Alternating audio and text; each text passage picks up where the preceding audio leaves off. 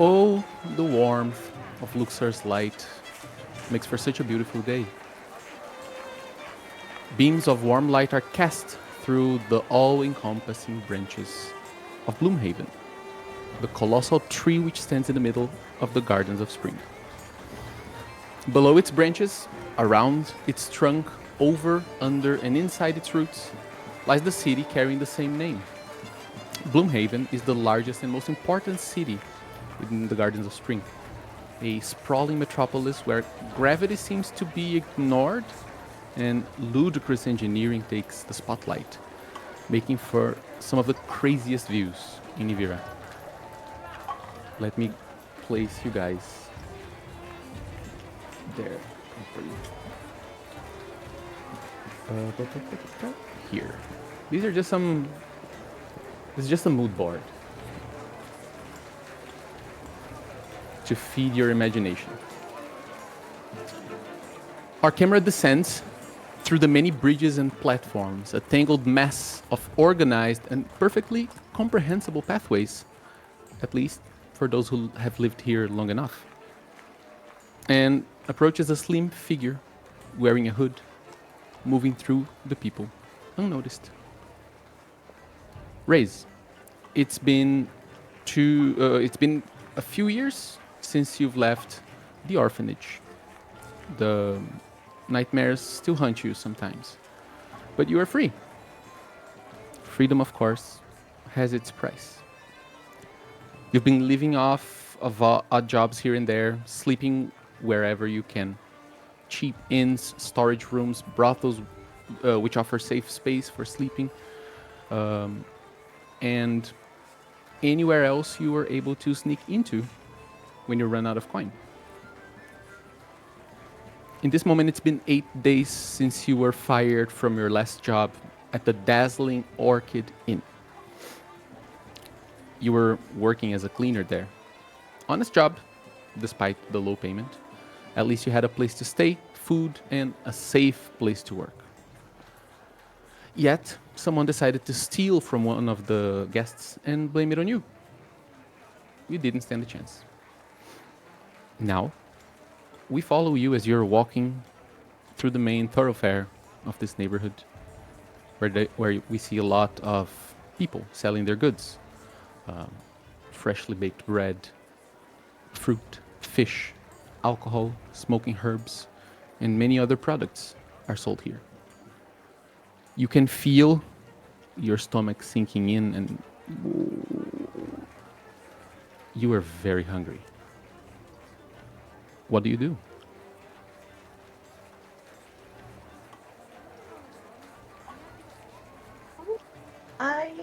I think I will stole some food for myself. Right? You see stalls with fruit, stalls with bread, some people making some sort of roasted meat.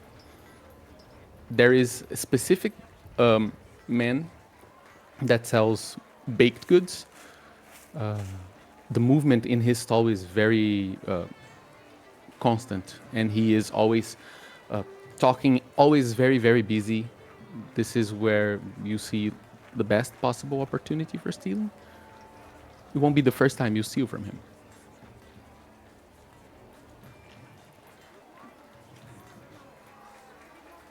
That's where you go. Oh, yeah, yeah, I will, of course. So I would like you to roll an agility roll or finesse. I think this is finesse, right? To steal from Yeah, yeah. Okay. Finesse. All the yeah. the sneaky stuff. Exactly.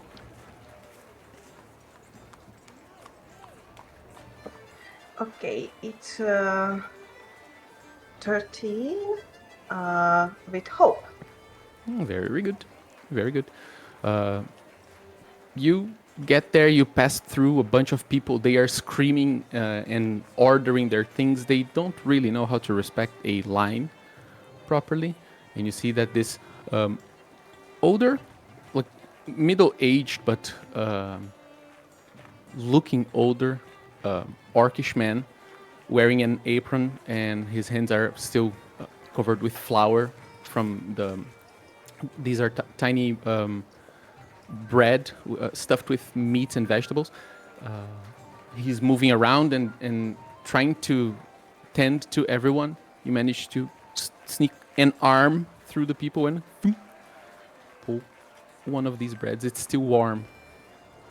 And you walk out of this crowd of people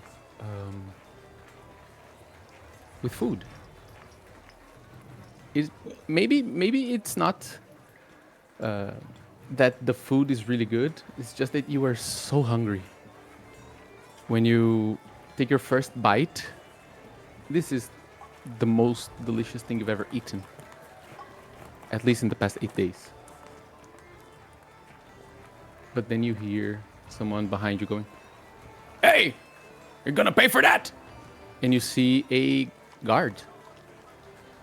A guard you've seen, a known face. You don't know his name, but you have fled him more than once. He is holding a spear and wearing a basic guard outfit from Gloomhaven with lots of flowery themes. He's coming towards you. What are you gonna do? I think I will say, "Look behind you! It's a fire!" And just try to, and I try to run away. Okay, I want you to make an agility test. Okay. As you do that, and you see that he has this impulse of looking back, but he realizes that he is being tricked. And he go, "Oh, come back here!" and starts running after you. Oh, it's 9 with hope. We have 5 that Marcelo gave us in the chat. So if Reka wants to, and yeah, no, that's it. We just can't forget Right, the prayer dice from Lina. I'm just gonna say that this has already happened. Yeah. So I would suggest you not spending your okay. help Okay. here. Yes. Okay. Yeah. Raise. You start running. You find this is different levels of platforms that are built around, like on the walls of one of the colossal roots of the Gloomhaven. So there are different levels. You find a place that you can slide down the rails of a set of stairs, and you hear the steps of this guard jumping like 2 or 3 steps at a time. "Come back here! You gotta pay for that! I'll take you to jail!" And then you go into one of the like an alley where it's like a tunnel through the root, and you still hearing him running behind you and getting closer. He is maybe not as fast as you, but he's not as agile, sorry, but his legs are really long. He's a tall human. So every step of him is like 2 of yours. Roll another agility test. Agility. Yeah. Okay. Oh, yay! It's 18. With fear.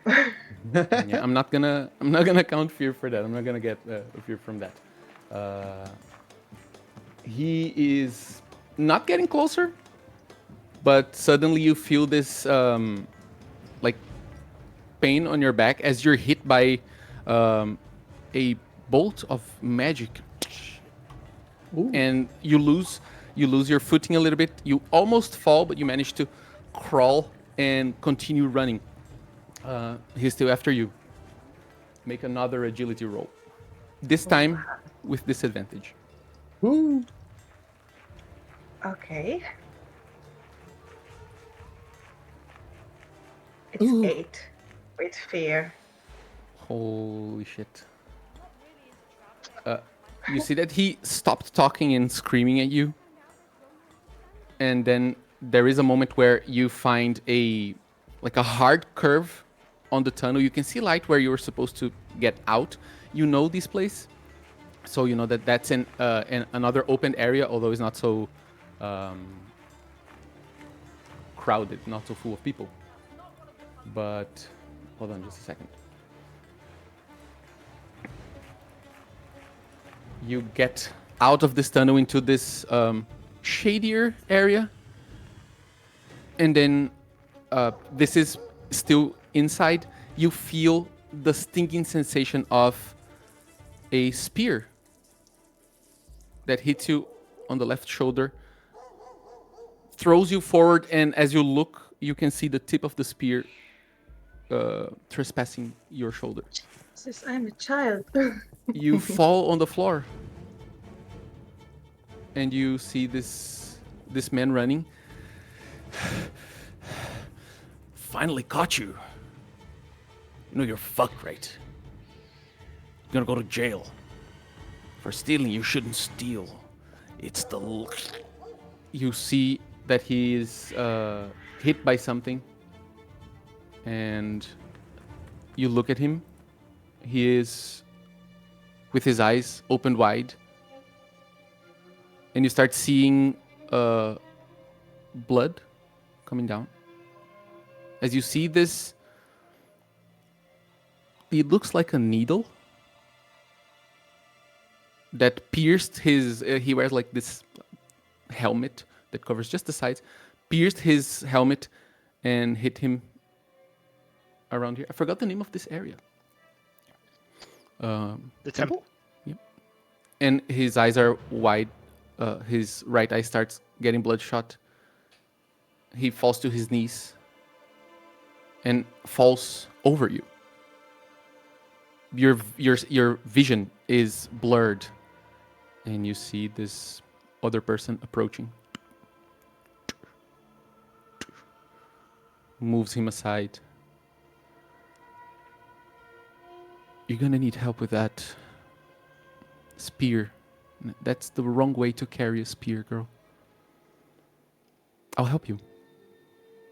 You see a dark silhouette and a purple-skinned hand with long black nails reaching for you. Come with me.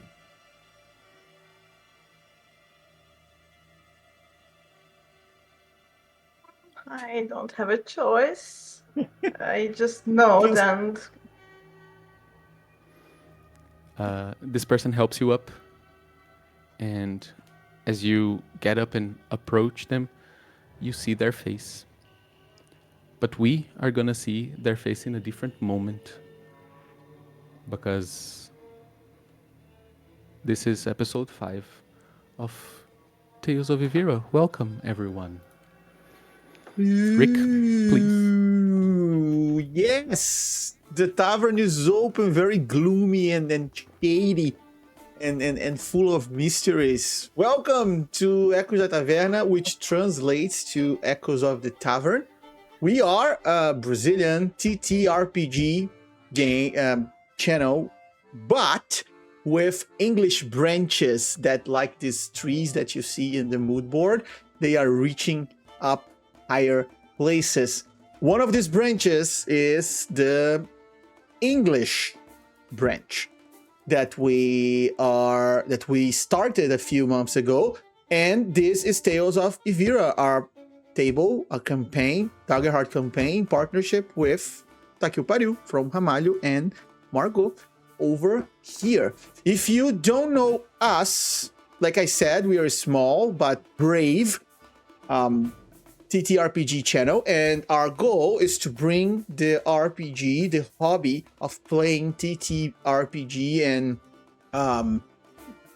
to everyone in a safe way and inclusive and diverse way. So if this echoes with your mind and soul, join us, follow this channel, send this to your nerd friend, and consider supporting us in any way, either following, sharing, or if you want to give us your gold, you can use your subs, and these subs go straight to back to the channel to invest in amazing people and games and equipment and other types of stuff. Today playing with us, we have Ramalho as our DM from Takil Pariu. We have Margot from Takil Pariu as well, playing as my less intelligent twin brother. We have Alex playing with Leonor, and we have Race, who really needs to check whatever the fuck is going on with her past very fast, very quick. And But I'm I Rick. hope I eat my. Sorry, but I No, hope no. I eat my bun. Yeah, no, the bread scene even made me like, hot warm bread with butter, totally worth the whole demon pact you just did. So, and I am Rick. I am the tavern keeper here on this channel, and today, I am the player of Rafiki the Ranger.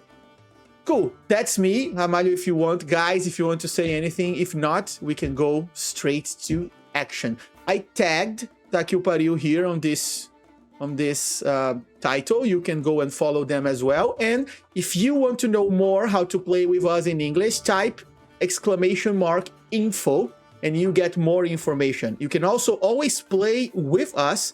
Whenever Ramalho asks for the chat help, you can type !duality and you will roll 2d12 in the chat, one with hope, one with fear, and let the fate decides whatever comes. That's me. Thank you. I guess anything you would like to say, guys? I was with my damage thresholds wrong, so I fixed it. It was Oh, really? 8 and 14, not 7 and 13. Oh, okay. You hadn't added the level. No. No problemo. All right, you guys. So, Double check. Me before we go too. into... Really?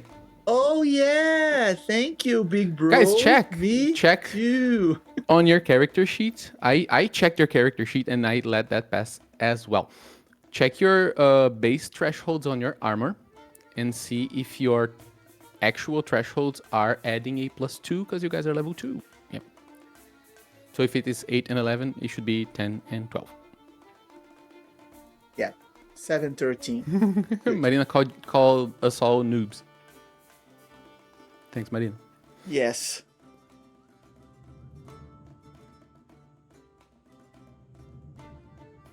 All right. So, that being said, and by that I mean nothing, let's go into our game, yes. I would like to start with a recap of what's transpired on the last episode, yes. So, buckle up. Let me just place you guys here so I can see your faces. Man, having multiple screens is like a pyramid scheme. Because the more screens you have, the more screens you want to have. Oh yeah. Right. So, after rescuing Kika Handel and learning a bit more about what's going on in Yvira after Luxor's disappearance, our group returns to Hearthmark. Oh, by the way, let me place you guys back on our main screen here. Yes. So we can all miss Luxar together.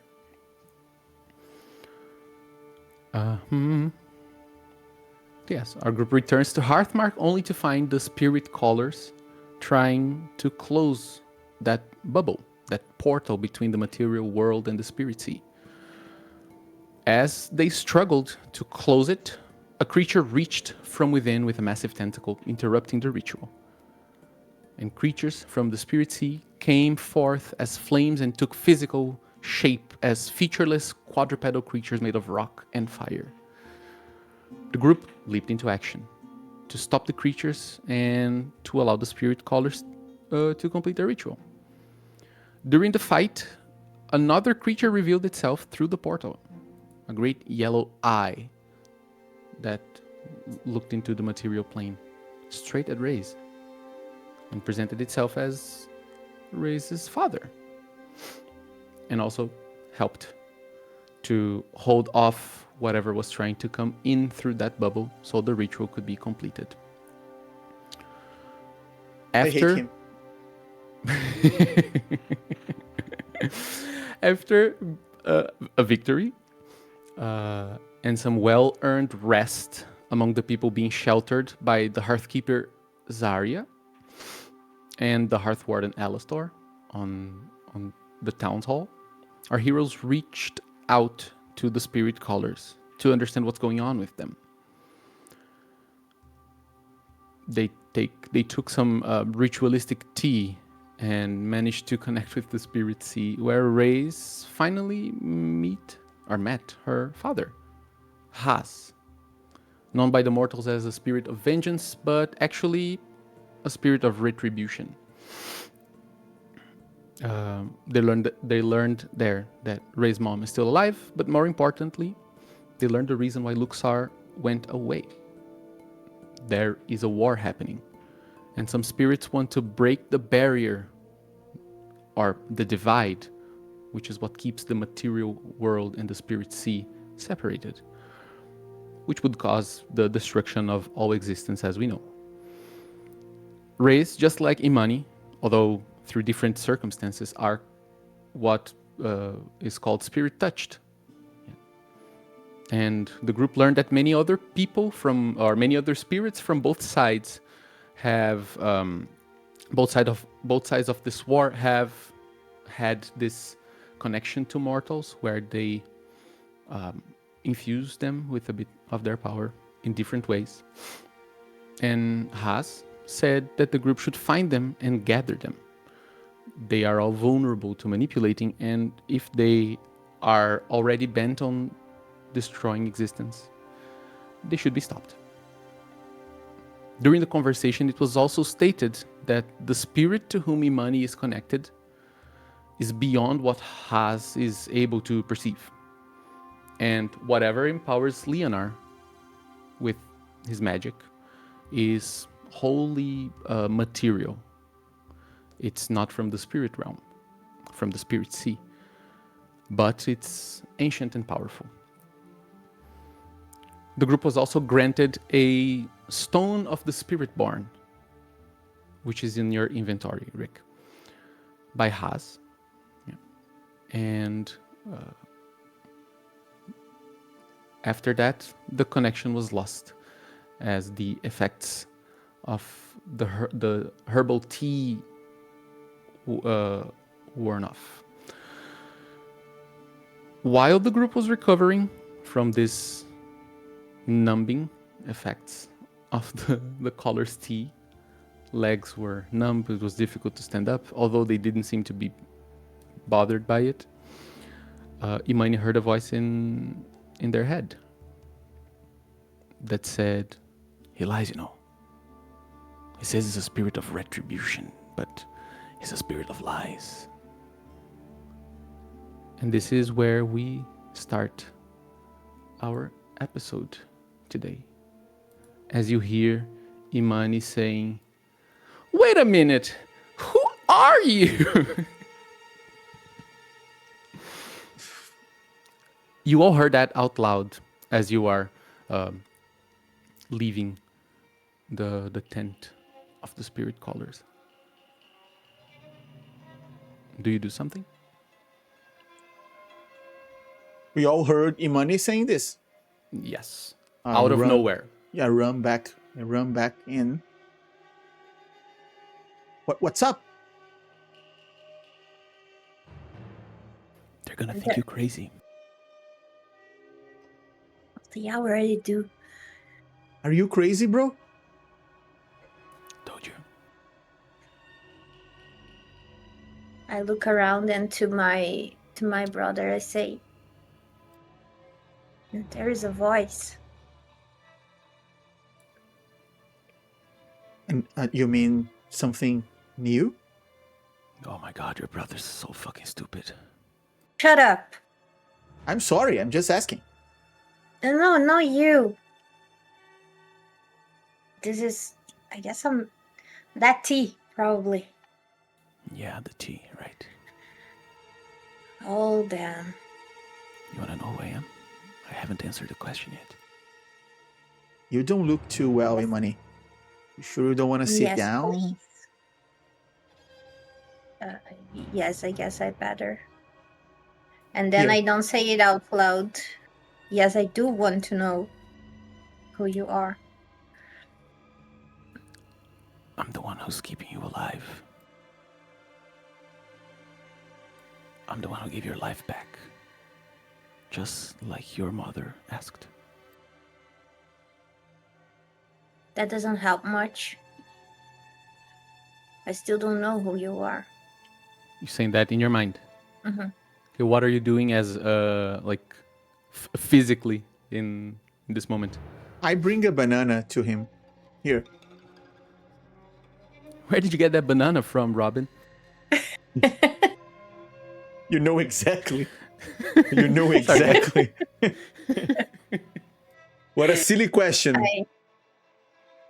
I just sit down and I am looking like with a lost look. Are you still inside the tent? Or have you left? We were leaving. I don't know if I managed to leave. You decide. I take my spirit stone, my stone of the spirit born, and I hold it next to Imani. It shakes. Yeah, when you first got it, as you moved it around and you pointed it towards Imani, it reacted. It felt like it was tugging towards him. Now you feel a much stronger reaction. Okay. I'll look him in the eye and I'll just stare. You want to know my name or what? Yes.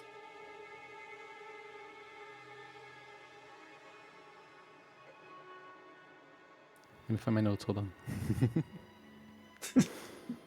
NPC names the real challenge of the game. Yeah. Do you want to know my name? Yes. Yes. Just a second. Me Let me too. check. Just Let me Seems check to be my documents. Nelson. Here. Nelson is his name. I'm Nelson the Spirit. No. He says, I'm Gahar of the All. Your friends' dad couldn't see me because I am much, much older than him. I am from before the divide. But I wasn't lying when I said that he is tricking you. How do I know you are not tricking me? I mean, aren't you alive? Don't you have incredible, formidable powers? Why would I give you the ability of killing my kind? If it was for some bad reason or whatever. I don't know, to be useful to you? Yes, of course.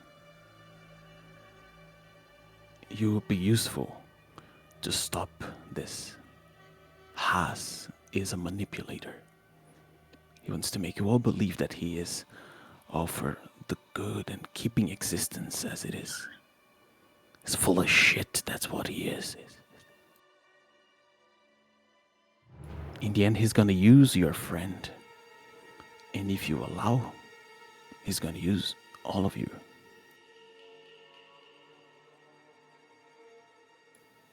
That's no fatherly love he's showing.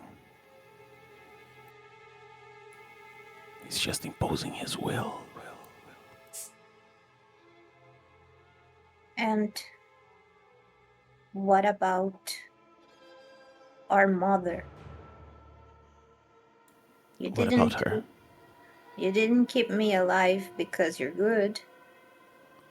No, I kept it because she asked for it. What did Wait. she pay? Well, you became a vessel for my power.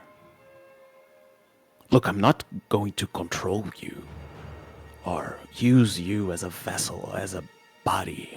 You still have your will, your own ideas, your, how do you guys call it? Free will. But you are useful to keep your and my world safe. So you have no interest on the world Merging. I do. There is a difference in the story he told you and what really happens. You see, when I came into existence, we were not separated. We were one. There was no such thing as a spirit. We were all beings. We were all living. We all shared and coexisted. And then spirits like Haas's mentor, whose name I am unfortunately unable to speak, decided to change things. They caused the divide. And you, there, mere material people, are missing out on half of existence as it is. You will not be destroyed, you will ascend. Learn new. And I can assure you, oh, it is so good. Also, didn't he say that he's not able to take material form? That spirits aren't able to cross the barrier and become physical? You saw that was bullshit. You fought physically manifested spirits. They came from here, and they went all the way there.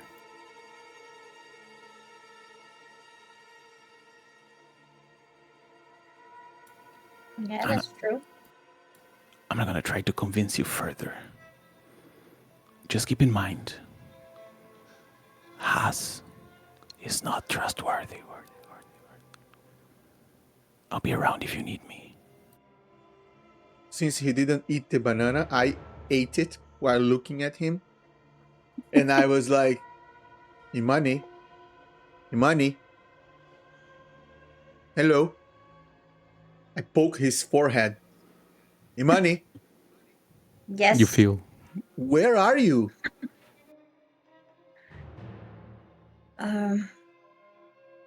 This can't be the tea.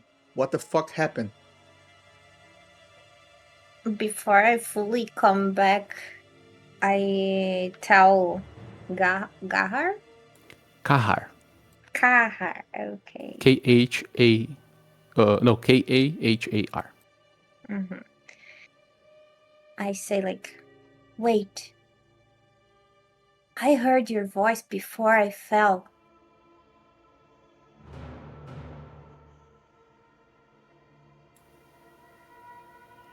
No, you didn't. Someone told me to climb, to go faster. Oh. Maybe you should be more careful who you hang out with.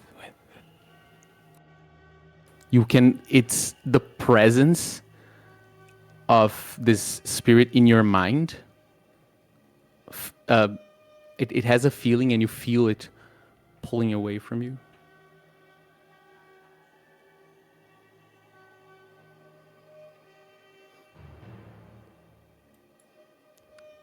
Hi. Okay. I figured out who that voice is. And I'm not sure. But he says that Ras Has. he lies. He's probably right. Haas sucks. I don't like him. But you were right now, like having a trip, Not talking exactly. to someone. He says he's the thing that keeps me alive. That our mother asked to keep me alive. He came to charge something. Do you think mom like owes him something for keeping you alive? He says nothing but me being a vessel of his power, which is already happening. He didn't charge anything else. Why would he do that for free just for you to be the vessel of his power? What? I mean, there is anything about control in there? He says that he's not in control, that I have free will.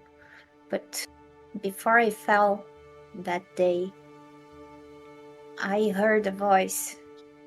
He said it's not him. But then I don't know, while I was going in and out of consciousness, I heard a voice sometimes saying that you would lie. Me? That you lied. Yes. I don't know why he doesn't like you. Wait. Are we talking about which voice? Because by now, I think you have like 3 or 4 going on. So I don't know. He says he wasn't that voice. He's this voice, but wasn't that one. But why the fuck he doesn't like me? What did I do? I don't know. Okay, that's not about me. I know. What didn't you do? Yeah. Well, thank you, Leonard. Look, listen to me.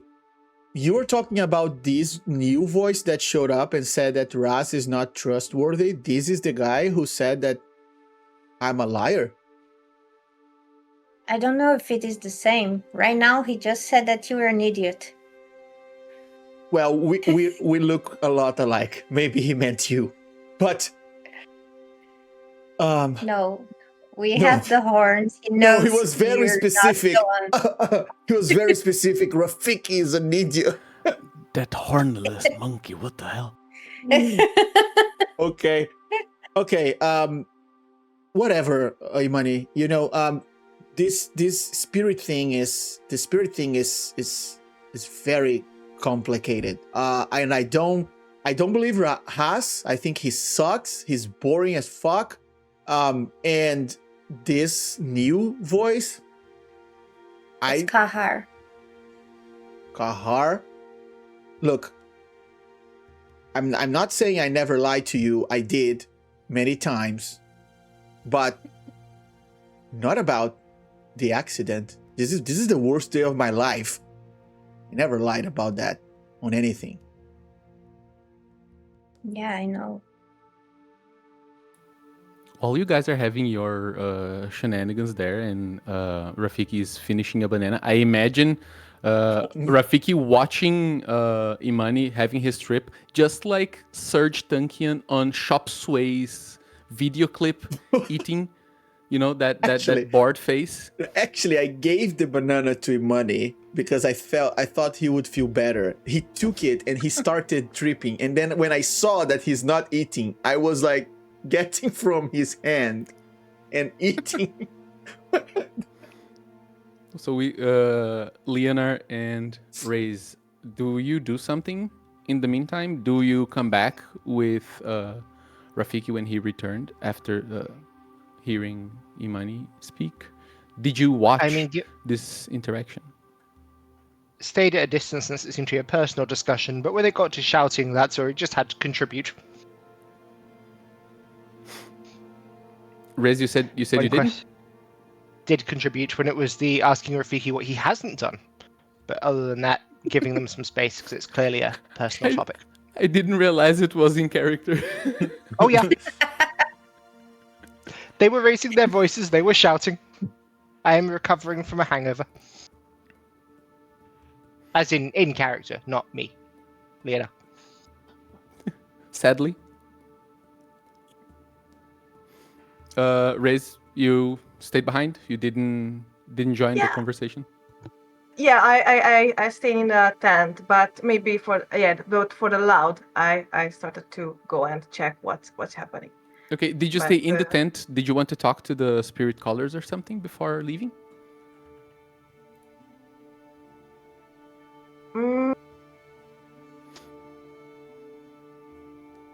Yes, I think I want to ask them how can I reach my dad again? or only I can. Yeah, that's my question. Lady Zothra, who is the one who speaks for the three of them, says, "Well, now that you've established a mutual connection, I suppose you can, yes. It takes a great effort for them to contact you, apparently. But you can also, you can always try and reach out to him, yes." But there's a trick to do that. I need to concentrate so hard, or I think you don't know. just have to think about. Think about my dad. Oh, that's a weird feeling. I agree. I never had something new. Okay. Are you okay, dear? I imagine this. Then she approaches you. The three of them, right?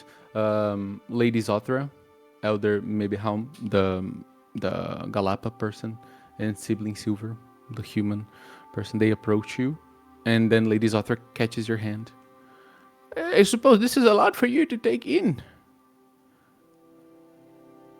It is. I'll give you something.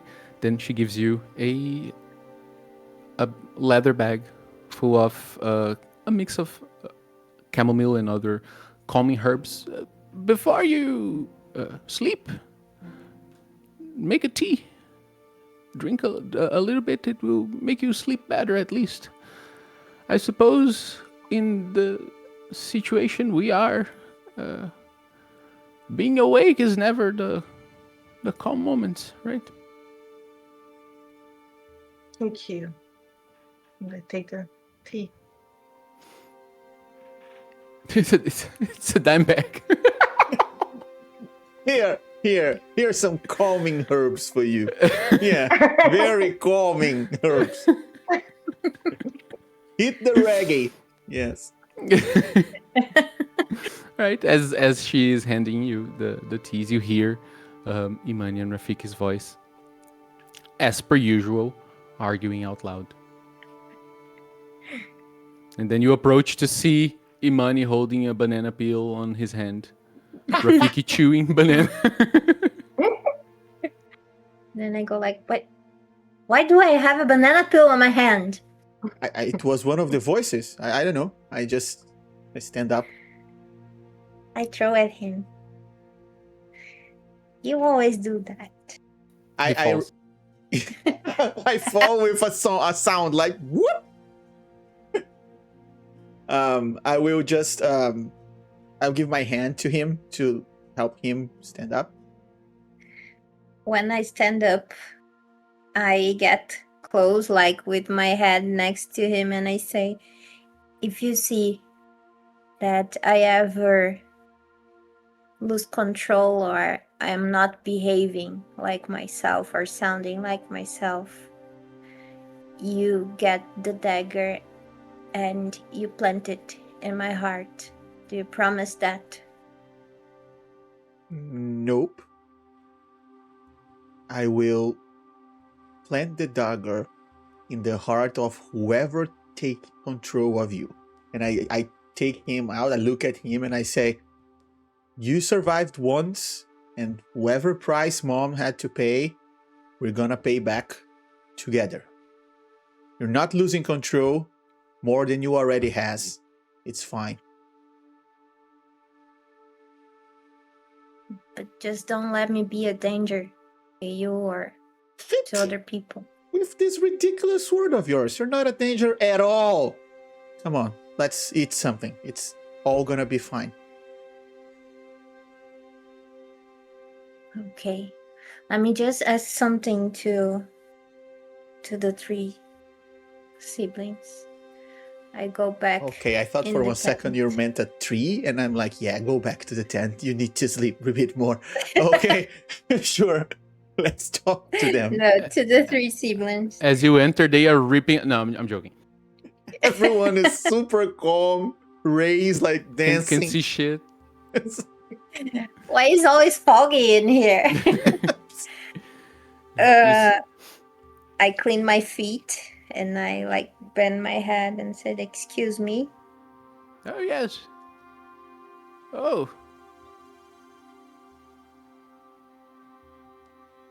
But I mean, you look worried. I just had some sort of contact similar to what happened to Ray's with Haas. But I didn't need to be in that trance or something. I heard a voice saying he was Kahar of the All. Was it? Mm-hmm. Okay. I would like the chat to roll a duality dice for us. Exclamation mark duality chat. Let's see what you guys come up with. Well, at least it was with hope. Yeah, 5 with hope. Okay. They both the three of them react, and Lady Zothra says, I don't know the name. Kahar, you said? Mm-hmm. You see Silver Sibling starts writing on her notebook.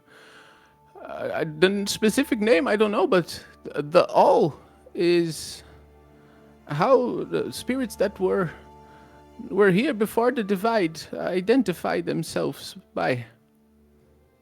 That is some ancient power there. He said it. What did this what did the spirit say? Apart from personal stuff, that Haas is lying and manipulating, that he doesn't really want to help. I have to add that I kind of agree, but I don't know if it changes anything. Dear sages. You put your head in. Yes, I'm hearing. Yes. Oh. Well,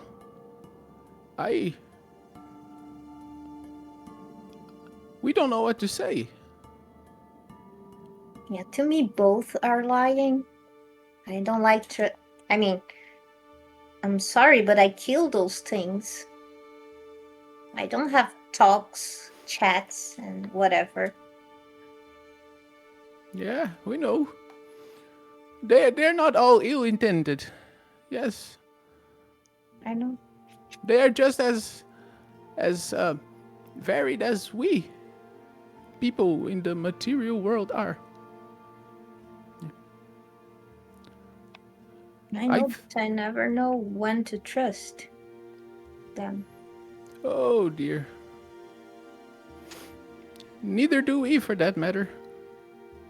We are just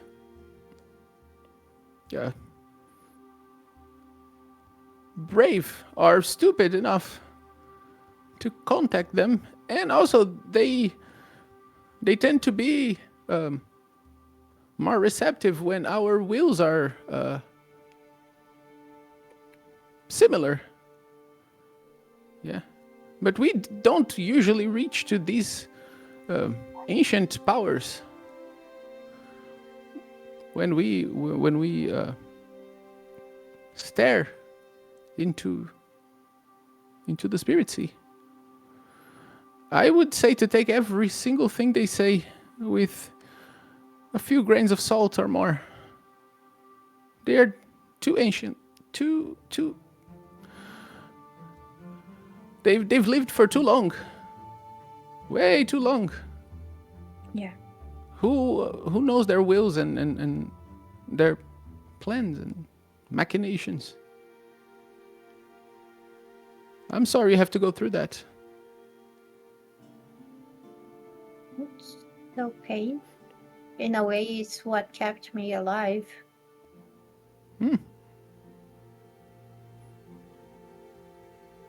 And then the three of them at the same time move to look at you, Rafiki. Is there something we can do for you? Yeah, I would like to understand why one of these spirits would, I don't know, imply that I would like lie to my brother. Like, do you think these spirits can maybe try to turn one against the other? I think it's possible. They're not entities of a single mind or ideas. They can do everything we can and more. So yeah. Okay. All right. Well, they're all very boring and liars, and I don't like them. Okay? Just wanted to share my opinion on this group, squad, whatever. Thank you. We say family. Yeah. As a family member, I'd like to say that these spirits are full of BS. I don't want to curse in your holy tent. Ah, fuck it. She says that, and then she picks up a banana. Starts eating. Oh, Well, That's not what offends us. thank you for your time. And, well, see you again at some point around. We'll be here when you need us.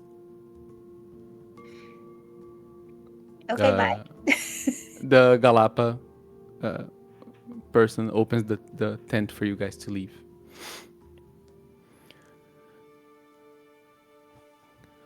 See, Alex has just been censored on the chat, bruh.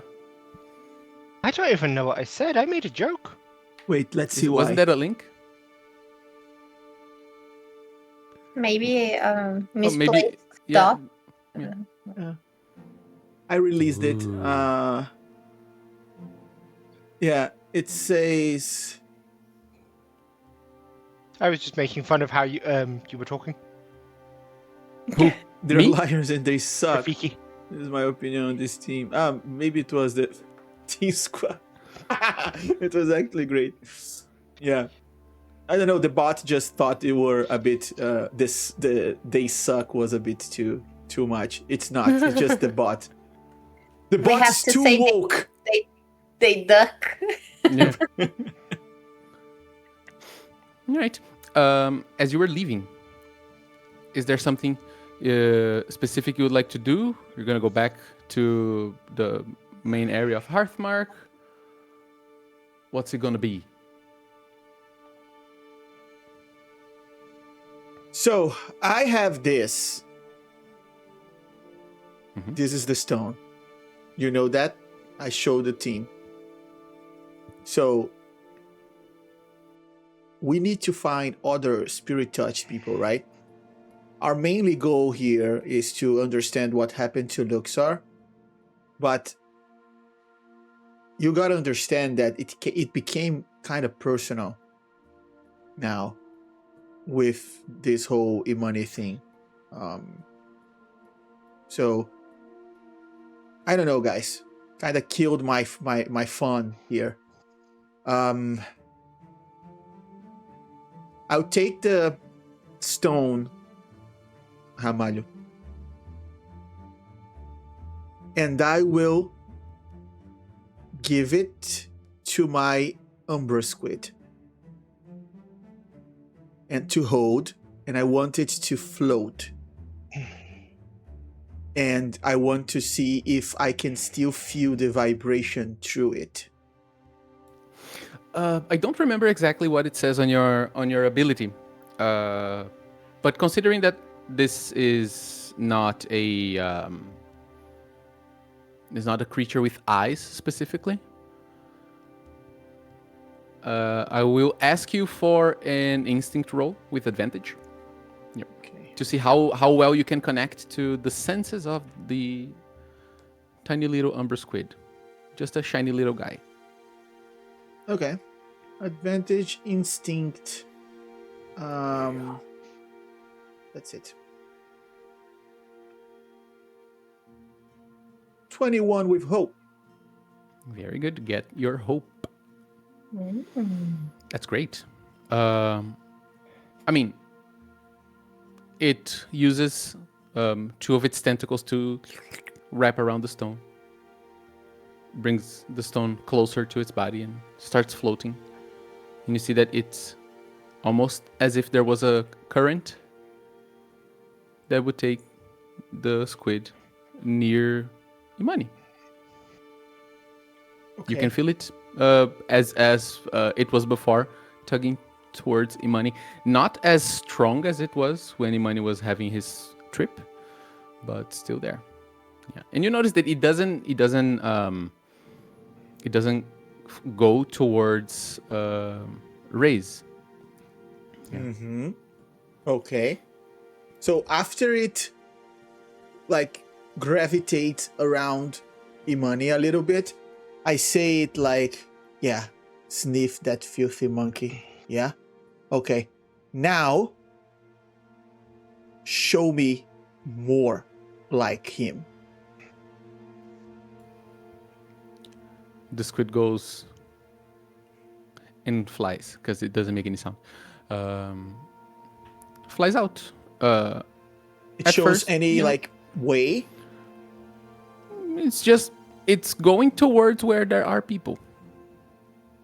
Oh, only people. Yeah. Like it's following the path, the road that goes back to the main parts of the village. Okay. I thought this would work. It would be a different type of tracking. Yeah, my specialty is more earthen things to find, so I don't know if I can help much, and I take back my stone. I think this was a bad idea, and I keep it. I put it back. The squid reacts sadly, Oh, sinking no, a little bit not down. you. You were perfect. I'm so sorry I made you fly so close to Imani. Come here. It flies up back again. Right. So, as you go back down to the city, you see lots of things happening.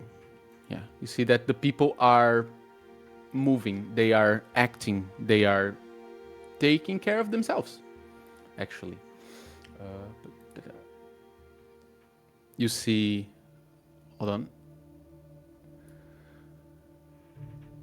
You see Zarya, Alastor, Rodney, and Mogro.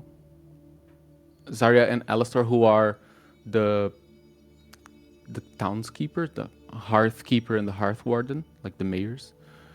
Rodney and Mogro are part of the dissident group, the People's Militia. They are working together along with other townsfolk, cleaning debris from the roads, organizing things, putting building material together and things they can reutilize to rebuild some of the houses that were destroyed during the attack.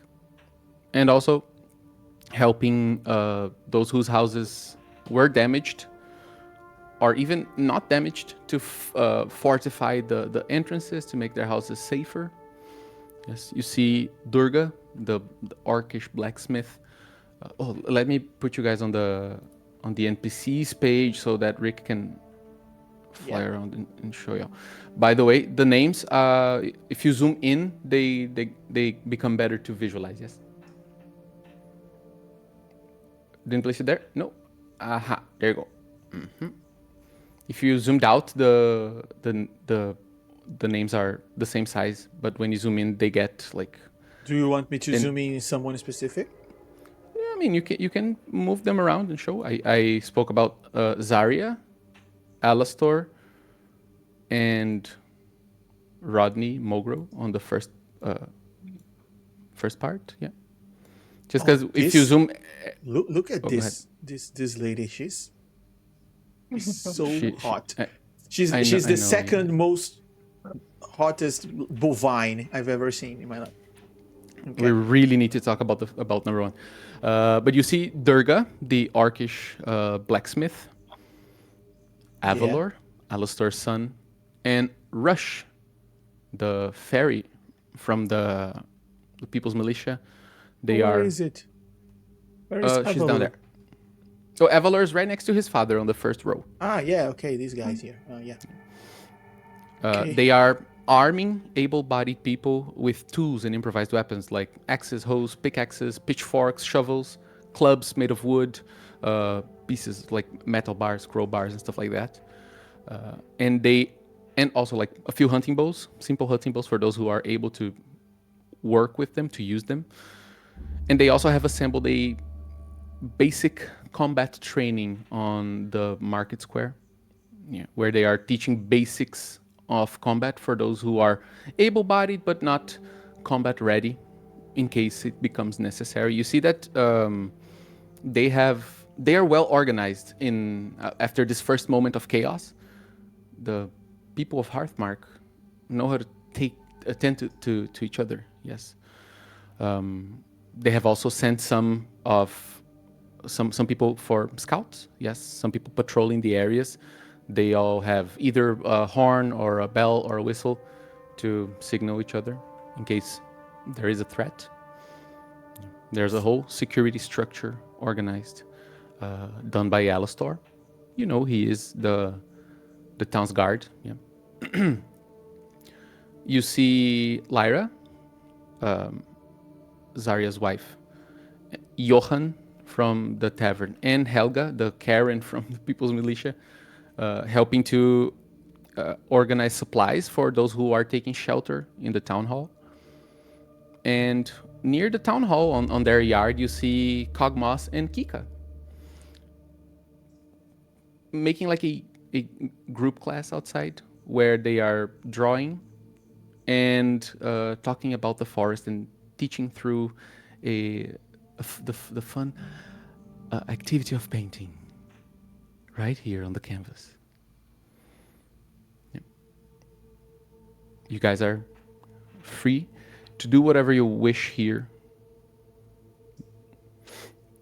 By the way, your stone does not react. Okay. Does this count as something, Ramalho? As like a rest or anything? I mean, are we like I think a long I think rest? you've just rested.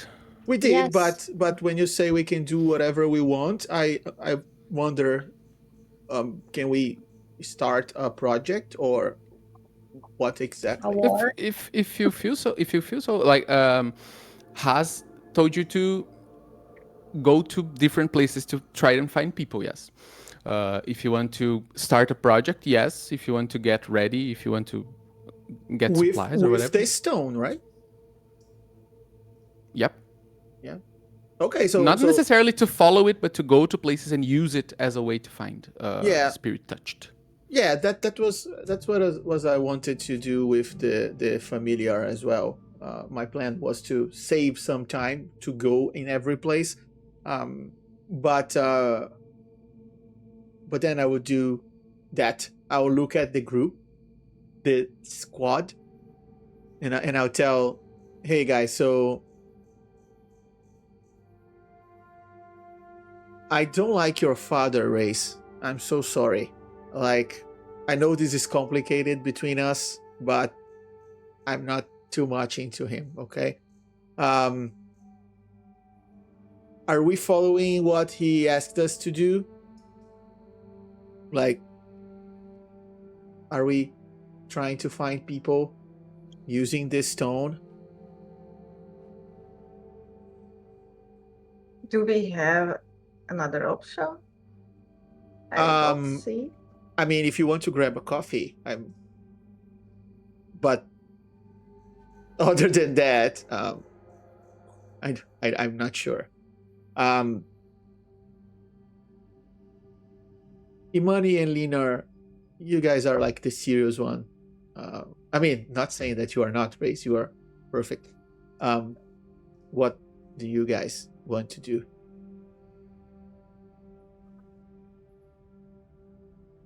Well, if the stone isn't going to give us any leads for now, we should probably start getting to help these people shore things up and if we're moving around and doing things around here, at least we'll be around a lot of people and seeing if it reacts to anyone.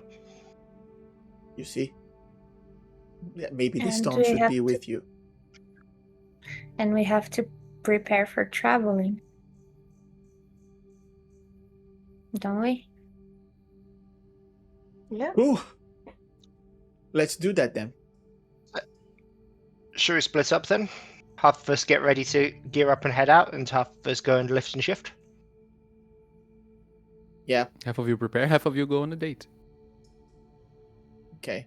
I think I will, as much as the date will be super weird, I think I will join Leonard and I will help him. Yes! And I will Best date! I will help him help the people. And then I will use this opportunity, Ramalho, to very weirdly get the stone close to people. And and when they ask, I come up with the excuse. An excuse. In any case, Leonard can tell people that Rafiki is mentally troubled. There's always this option. And of course, I introduce myself Ye- as Imani when I'm being weird. Poor Imani needs adult supervision. This is what happens when the horns disappear. The brains go with them. Yeah.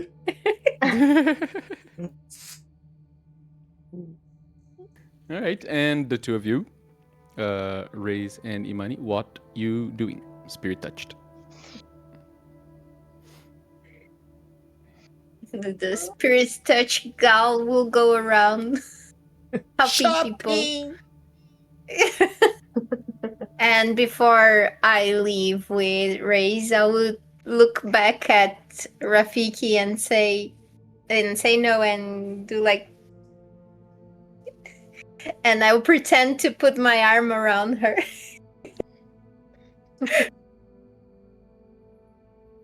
But I don't put the arm around, I'll go just like this for him. Oh, I'll never forget this. Flippity birdie. All right. Okay. So, you guys, Leonard and Rafiki, you're going to help people and act weird around them, yes? So, I figure the easiest thing is I throw things to Rafiki that he's meant to catch, and because I am, of course, so big and strong, he stumbles towards people, which gets him close enough for the stone to react. Okay. okay. Sorry, to Imani. To Imani. Imani. Yeah. Yeah. All right, so we're gonna go. Let's do it like this. I would like you guys both to roll your presence rolls. Yes, and we'll get the highest result as if you were doing a tag team, just to see how well you do as you move around. Yeah, these places. Cool. 18 with fear. Mm-hmm. Let's wait for Leonard's. Can I use my experience in protection as community service, and so is camaraderie? Because it's teamwork. Yeah. Yeah, I mean, yes. Yeah, sure. Spend a hope and do it. Hooray.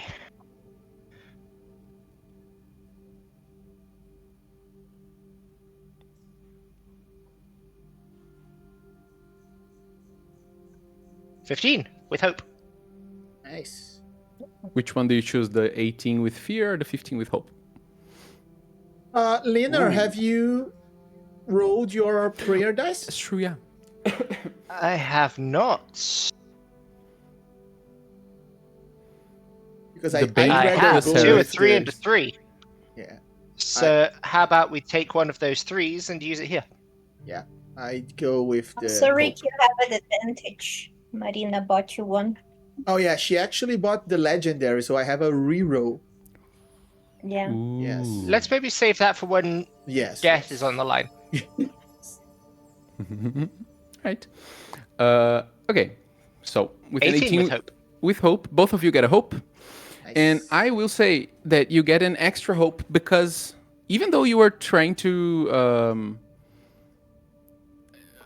scrutinize people to see if they are spirit touched or not. You are also helping.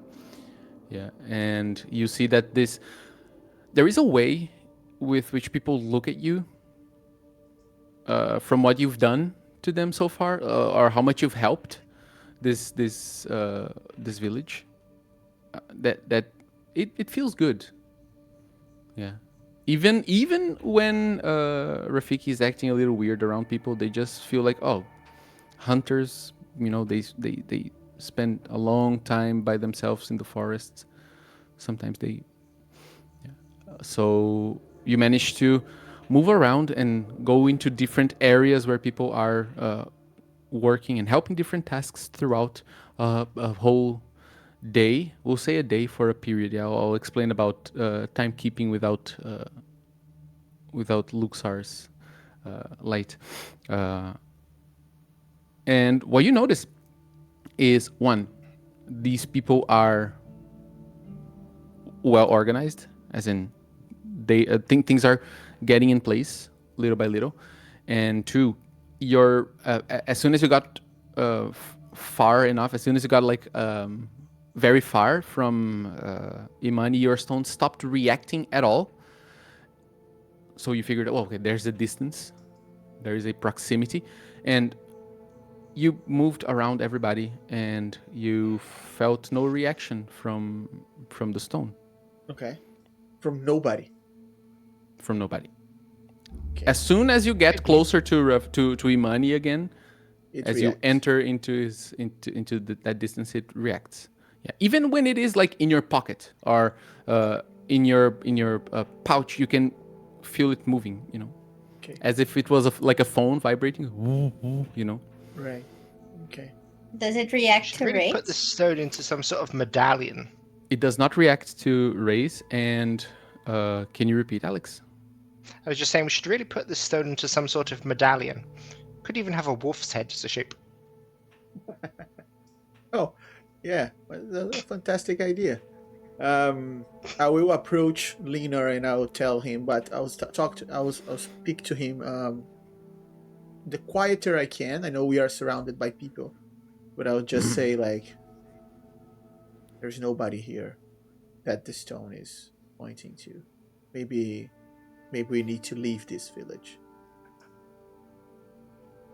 I mean, it's good news to the village, but yeah, we should probably move on. Tonight, tomorrow makes no difference without Luxa. I have a question for you, Leonardo. I know this sounds a bit too personal, but do you also have a voice that talks to you?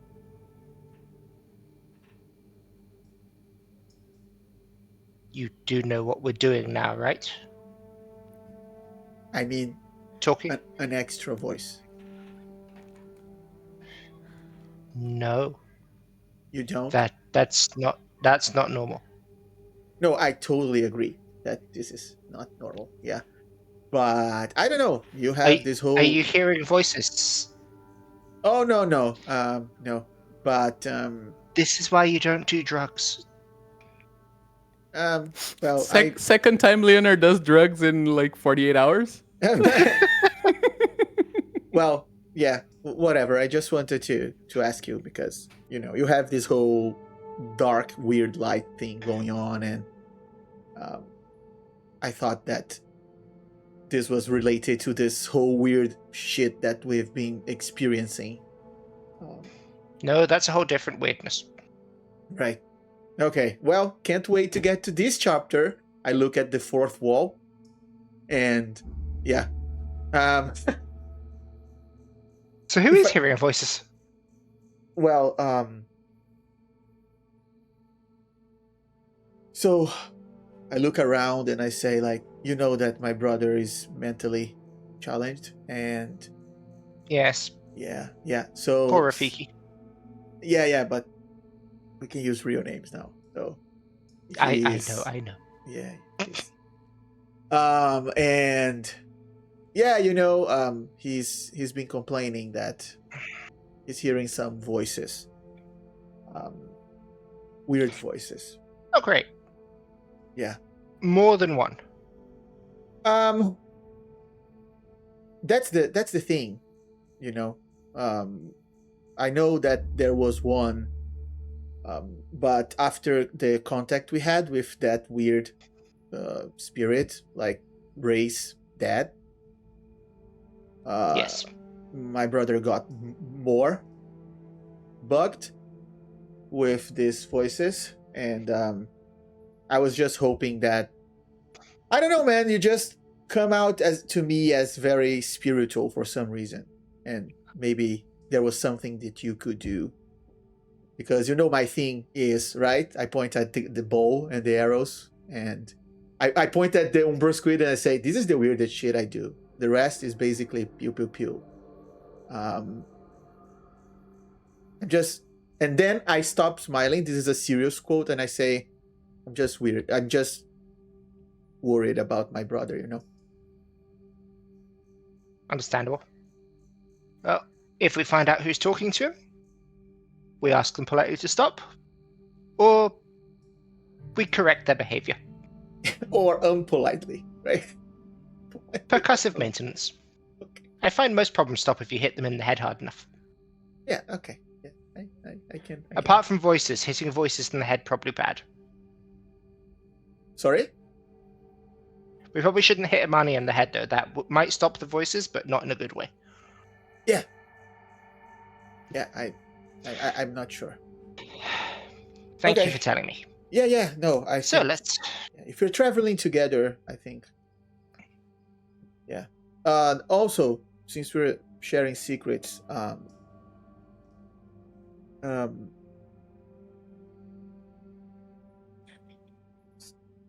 think you know that Imani and I, we are both from the Order of the Hunters, right?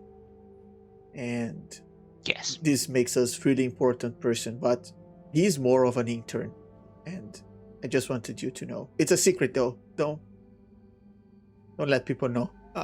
He gets really upset when he's called an intern. I did assume you were in charge. Oh yeah, thank you. Yeah, okay. It's the natural leadership and charisma. Oh, you're fantastic, Linda. Thank you. Okay, that's it. I'm ready to go. I absolutely love this. Best In the dialogue. meantime, while that whole thing happens, Imani and Ray's, what you doing?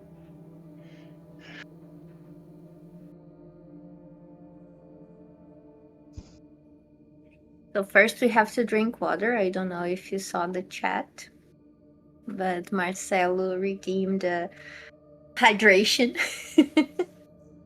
He's the warden of everyone's kidneys in our streams. Yes, That's true.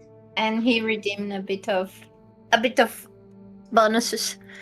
I guess we would go around seeing where people needed help. We don't have a magic stone. And I will share with Ray's. After the talk to Yusu said, Father, apparently that upset the voice in my head, and he presented a name and said that maybe Haz is lying and trying to manipulate you and us. You also has a spirit daddy. It's not like that, and I almost never remove my hoodie. But then I remove it like behind the horns, and you can see my skin is all kind of cracked, and there is this red glow, faint glow, and you see a bigger one going behind my, like, from the top to the back of my hand. You can see this. It happened when I was 4. I fell from a high tree, and I was unconscious for a good while, some days or weeks, I don't remember very well. But my mom did something to bring me back to life or back to consciousness. I wasn't really dead, but I wasn't alive either. My body was, but my mind was trying hard to grasp consciousness. And apparently this thing, this being, is what brought me back and gave me my powers later on in life. And after that I grew these horns and this thing with my skin. So I wasn't born like that, like you. You were born like that. I was just the same as Rafiki. People couldn't tell us apart. Now, thank God, people can. Or, I mean, thank God. Oh my god. Yeah, I understand. Wow. And do you think we can believe to the spirit in you? And I'm not saying I believe my dad. Uh, I don't know. Be honest. I'm confused. I have a dad, uh, and now it's a lot of things happening. Yeah, I don't know. They both decided to show up to saying that this is happening and the other is lying, and I don't really know if we can trust either. But we need their help in a way.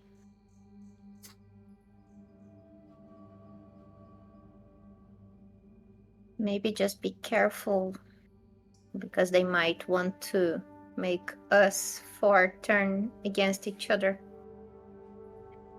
Yeah.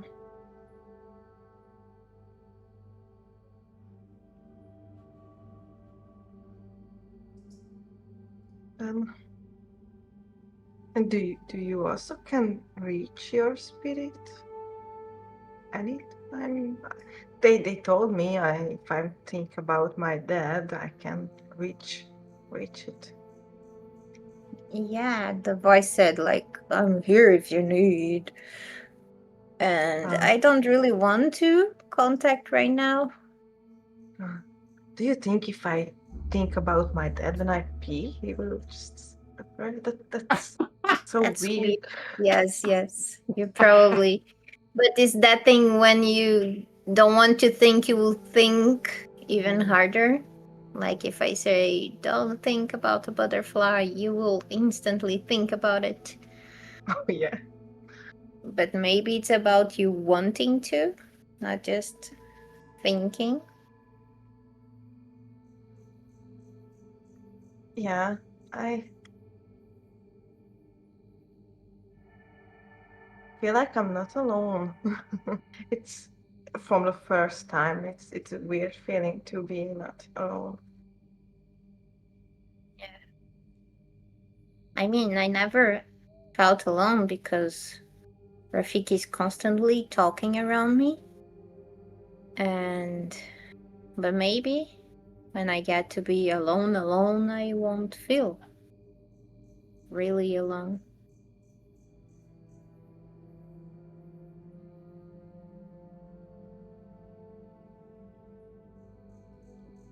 Now say something nice about me.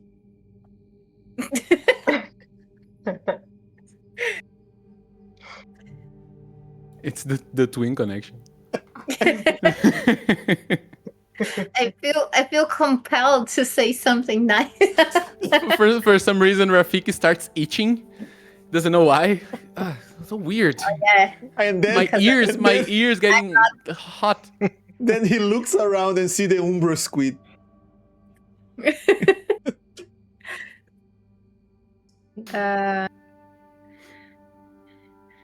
But yeah, let's try to help some people around and go back to Den. I bet Rafiki misses you already. Yeah, maybe.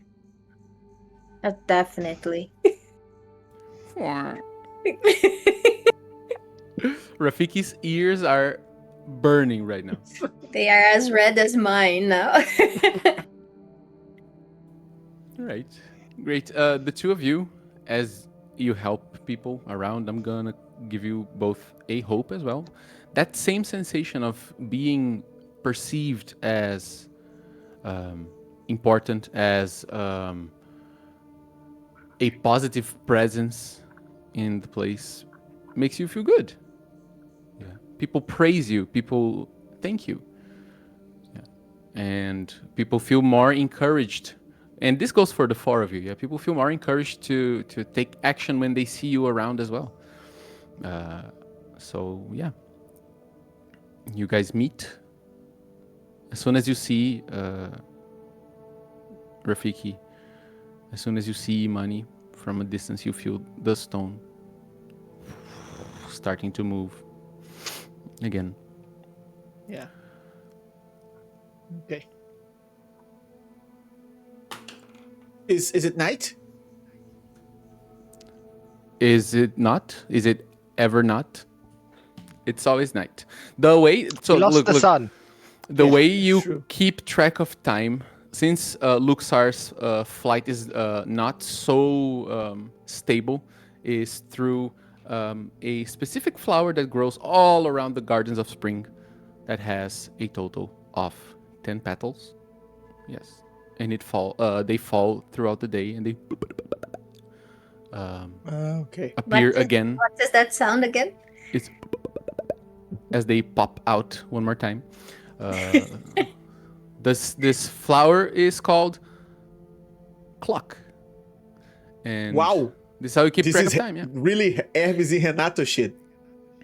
It's the flower that every tracks day, time like is called clock. every count of 10 is the equivalent of a full day, and over time, people develop technology to have a mechanical thing that keeps Right. keeps track of time the Right. same way. Yeah. Okay, so Clockwork, what is also called clock. what flower is now? Now it's supposed to be the middle of the day. There are 5 petals left Okay. on the flowers around. You see, like some of them are in gardens. Some people have them in vases. Some people have clocks, like mechanical ones. All right. This is a fantasy world, okay, Rick? Shut up. 100%. This makes There's a whale that flies up in the sky, man. of course. Did we in the first or second game send a ladder to the order, or we didn't go through? I don't remember if you sent a letter. I remember that we rolled to see if there was a way for you to have a quick communication with them. Yes. But if you would like to have retconned it so that you had sent, of course. Oh, I think you we wouldn't did. have- Yeah. I think we did. I think we sent I think you a did. message. We just weren't sure how long it would take to get a reply. Yeah, I Yeah. don't know. Yeah. Yeah, that's a good call We figured actually. out what was going on already, but let's see what they have to say. Yeah, or maybe the poor pigeon never found us because we were running from creatures on the forest. So it's a pigeon going like, oh, these... I'm late for dinner and I can't find them. God damn it. Yeah. Oh, is it time for him to go on a walk already? No, but He's just a good boy. yeah, but he just wanted to say hi. But his dinner time is together with mine, so breaking 15 minutes. He's just Right. letting me know, hey, don't forget to feed me. Just so you know that. I'm Okay, hungry. so we met, the four of us. Mhm. Yeah. Okay. Hi. He says to Riz.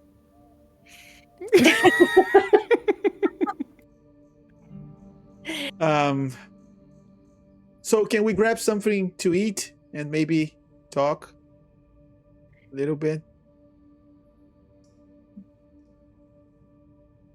Sure. Yeah, let's have a coffee. Yeah. Okay. Yeah, whatever you want. I mean, coffee sounds perfect. Yeah. Okay. Okay. Right, you go to the. At this moment, I don't remember which ones of you, or if you all, spent the sleeping period. I won't say the night, but if you slept at the town hall with the people who are sheltered there, or if you guys went to your hunter's tower, or what, yeah. But I'll say that at this moment there is a big gathering of people in the town hall, yeah, and there is the fastest place to find food because the establishments are not opened. Even Johan, his tavern is not open now. He is there cooking and helping the people who are sheltered there. Yes. As you arrive, you see Lyra, the Qatari woman, Zarya's wife. She sees you arriving and picks up a tray, serves some bowls of soup, and approaches you. I never had time to properly. Thank you. Yes. Oh, by the way, dinner. Or lunch or whatever. Thanks. No. And I do. I do need to thank you. You brought my daughter back. And this will sound selfish, but I wasn't thinking about anything else but that. And you brought her back. She's the most important thing in my life. Other than all the help you did for the town, I want you to know that I appreciate that specific thing. Yeah. Thank you. And then she doesn't wait for you to reply, turns around and goes back to serving bowls of soup and taking to the other people. Do we have any sort of privacy, like a little bit? We have like a table for us for our own, or We will not have a table, but there is there is an office. oh, Yeah, you can ask for it. okay. So And, okay. Can go I ahead. ask? Can I ask Lyra while she's still like around? Is she still there? She's too busy. You muted. Oh, I spoke with the microphone muted. I thought it was me. I was just a voice in your head. As she's turning around, you can ask her. Yeah. Lyra, just one question. Yes. First, you are very welcome. We would do it again and again. Second, can we use the office over there to talk a bit about strategy and everything we been through? Yes, sure. Do you need maybe Zarya or Alastor to join you? I look at the group.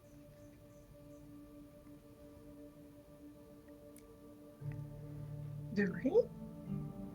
Sorry, they don't operate without their leader. Sure. I think Zyra may be able to help us. Is that Iman? Is that Rafiki or Rick asking? No, it's I'm joking. in-game. In play, yeah.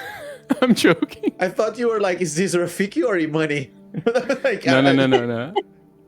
I thought it might be Rick asking to have the Oh hot yeah, Minotaur woman I around. know. I mean, I hope. I don't know what she likes though, but she's married. I have to respect. Yeah.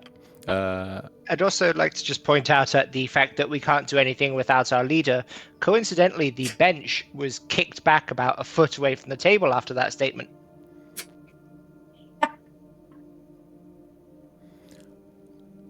Ouch. Okay, I think she goes. I think the leader might have some problem. And then she turns around and goes, "Babe, come here." And you see this hot Minotaur woman in Beautiful slow motion bovine woman. approaching Okay. and says, "Yes, oh hi, do you need something from? Do you need help with something?"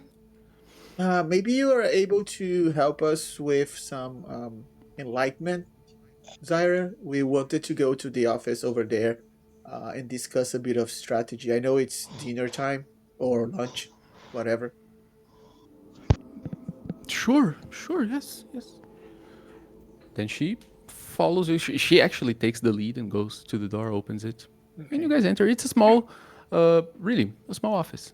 Is it okay to Simple eat here? thing. I mean, it will be smelling as of soup, Sure, sure, you can eat. right? Okay. There are a few chairs. Yeah, she leans against the desk that she has there. So, what is it? Is there a problem? I look at the group again, waiting if they want me to do the talking. I look at them. Well, we uncovered some facts about what is going on. Oh, Apparently, some spirits from the spirit sea want both planes to merge to be one again.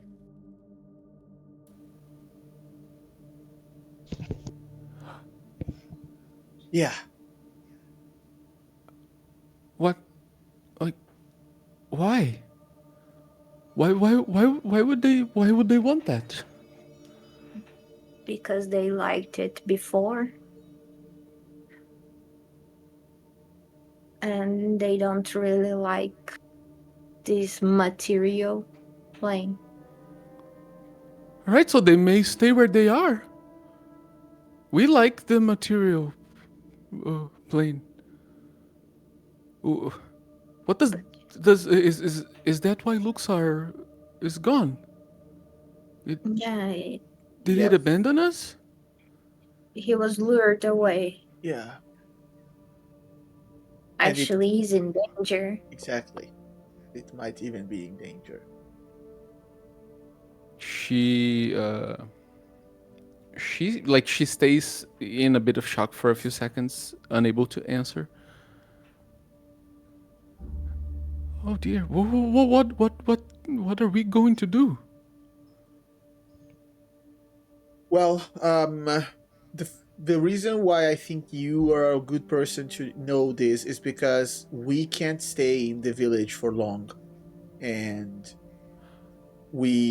you are a leader here, and you will need to guide these people into the best safe option that they have. And it's important that you are alert because we don't know how long the darkness will stay. And you are very aware of the danger that we've been through. They can easily get here. We helped the people get ready this afternoon, but they don't know what can happen. But now you do. It's a spiritual thing. It's something bigger than us, and way more boring too. You wouldn't believe. She flinches when you said more boring. For a second, she goes like, "What?" Okay, seriousness. Okay, I will seriously have to talk to Lyra and Alastor. How did you come by this information, if I might ask? It was my dad. Your Half of it. your your dad? Who's your dad? Is he a citizen here? Does He's a spirit who likes graffiti. What?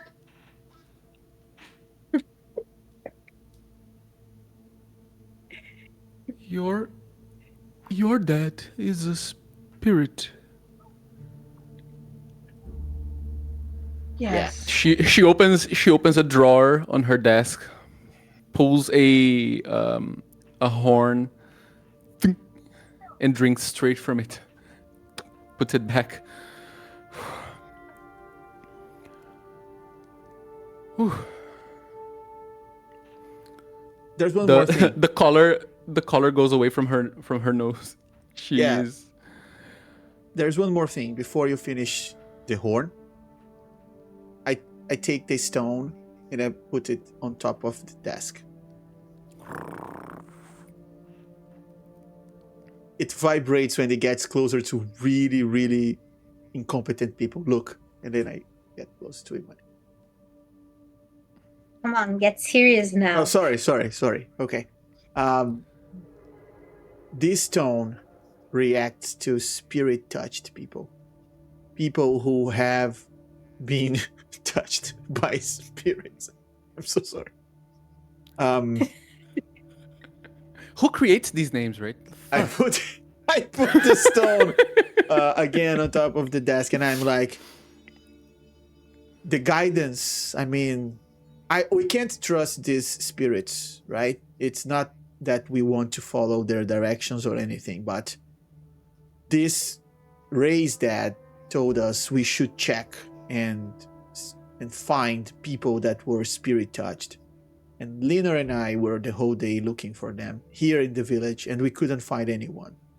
This means that our journey must go on beyond this, because there are some personal shit as well.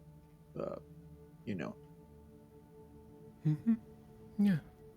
Do you know see. anyone who knows anything about these spirit things besides the three very weird people? That's don't say like that. They're kind. oh no, they're kind and weird like me. Good. The acknowledgement makes me happy too. I don't really. A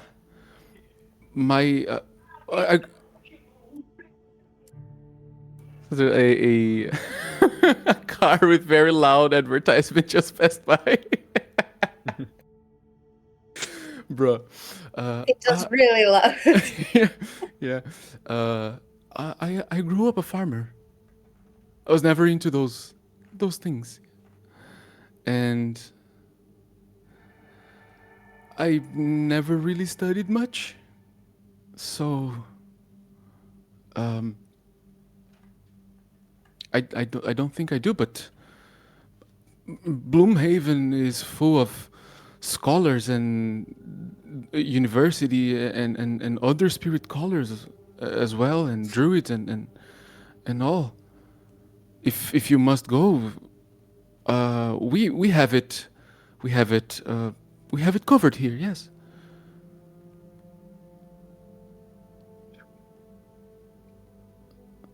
That might be our next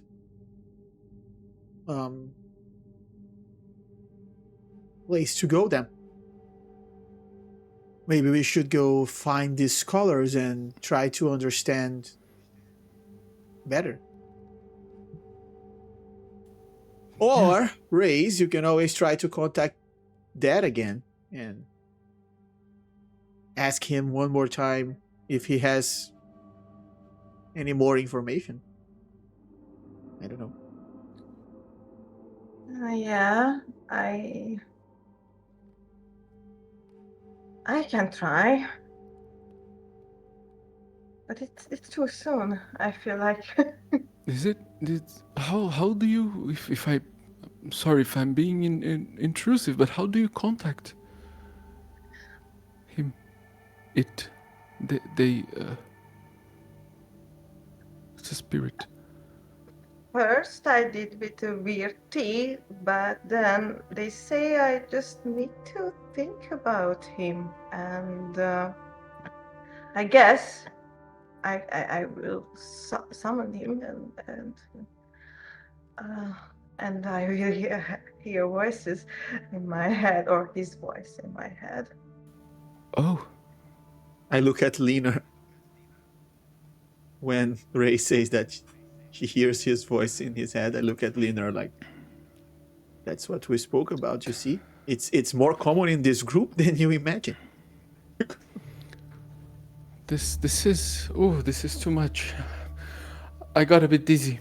I have a cone tea. Do you want?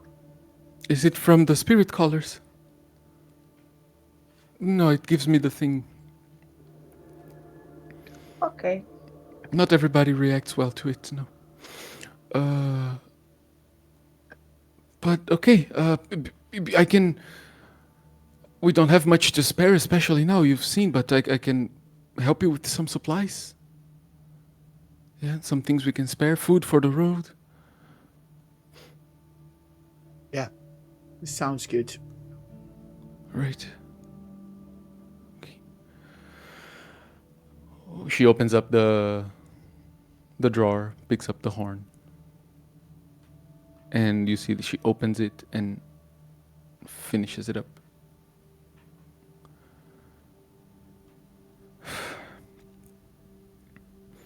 Okay. Is there anything else I can do to help you? That's a great soup. It's Johan's recipe. Delicious. And there is bread as well. I guess, yes. Outside. If you want to stay here and if you need privacy, feel free to do so. I must go back out, yeah? She starts walking out, 1,000 yards there, opens the door, steps out, closes the door behind her. And as the door closes, we take a break, yes? Yes. Okay, 15? Good for everyone? Sounds Okay, good. guys, 15 minutes and we are back. Stay with us. See you soon.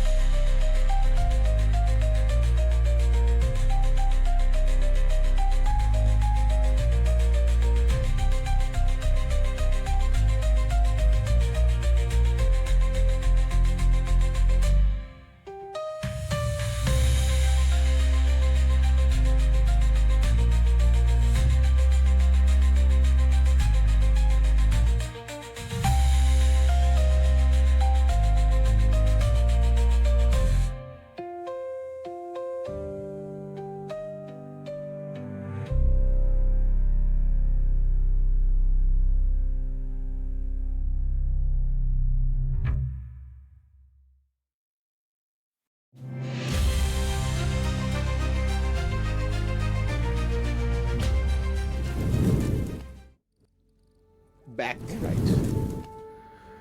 So, for the sake of brevity, we're gonna cut straight to the moment where you guys are leaving. But before that, I would like each one of you to say one thing or person you spoke to, and you guys describe what you said and how did the person react before leaving, or what you did before leaving, like as the last and most important thing before you left Hearthmark to take on the journey through the Bloom's Edge.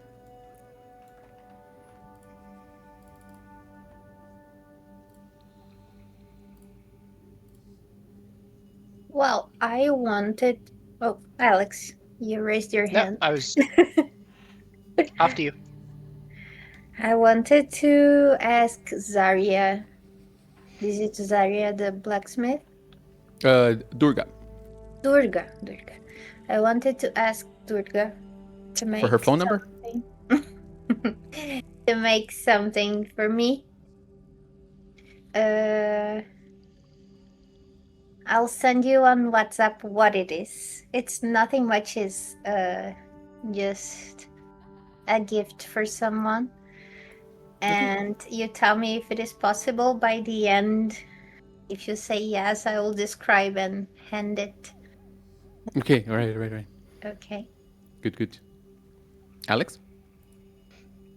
Leonard's going to say goodbye to Johan and thank him for the hospitality, and that afraid he's not going to be around to help this poor old man who is clearly far too incapacitated to lift and shift his barrels.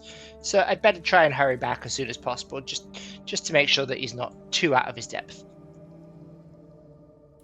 You're going to talk to Rodney?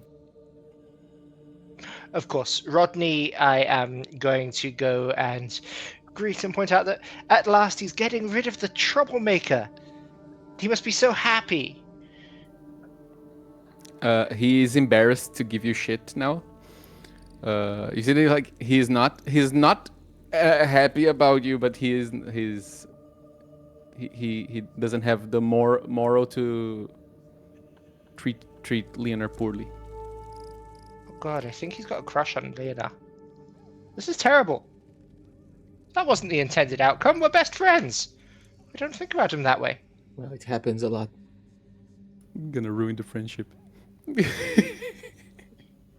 I think I'm going to have to explain that to him when I see how awkward he is, and it's the... All right, great. I have no idea how he's going to respond to that one, but it is just the... I didn't mean to lead you on. I don't think about you like that. Just had to make sure that, you know, you didn't die. But we can still be friends, right? From outside, people hear you screaming and yelling and shouting offensive words towards Leonard.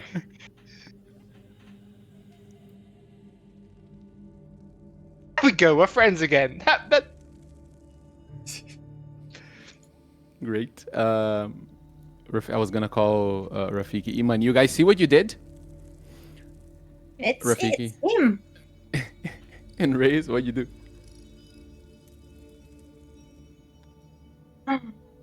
Okay, first, I think I will say goodbye to Odelia and the family, but before that, I will steal some bread in my pocket, and then I go to Odelia and I will tell her, don't try to grow up fast. Stay kid as you can and rely on your parents. Do you want to describe how she reacts?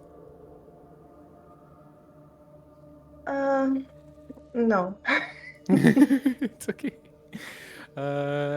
She agrees. She cries a lot because you're going away. All the kids they like pile up on top of you. They all hug you, and they.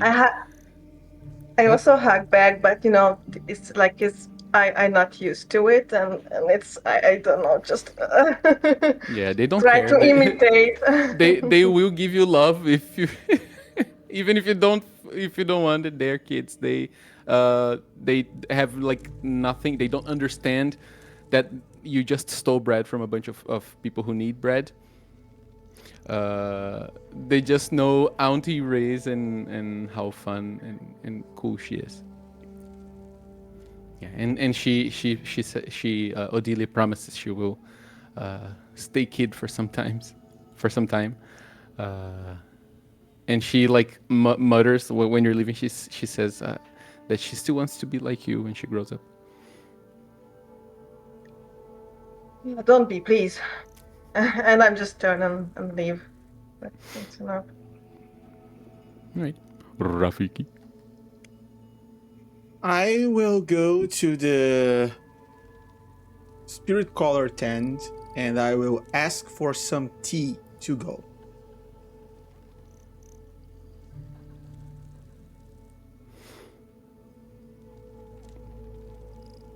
Well, I was gonna And ask so you the to first roll for takeaway it. cafe was invented. I was gonna ask you to roll for it, but nah, they're chill. They give you a bag of Right. tea to go. Calming herbs, as you'd call. Yes. Yeah. Mhm. Okay. I thank them.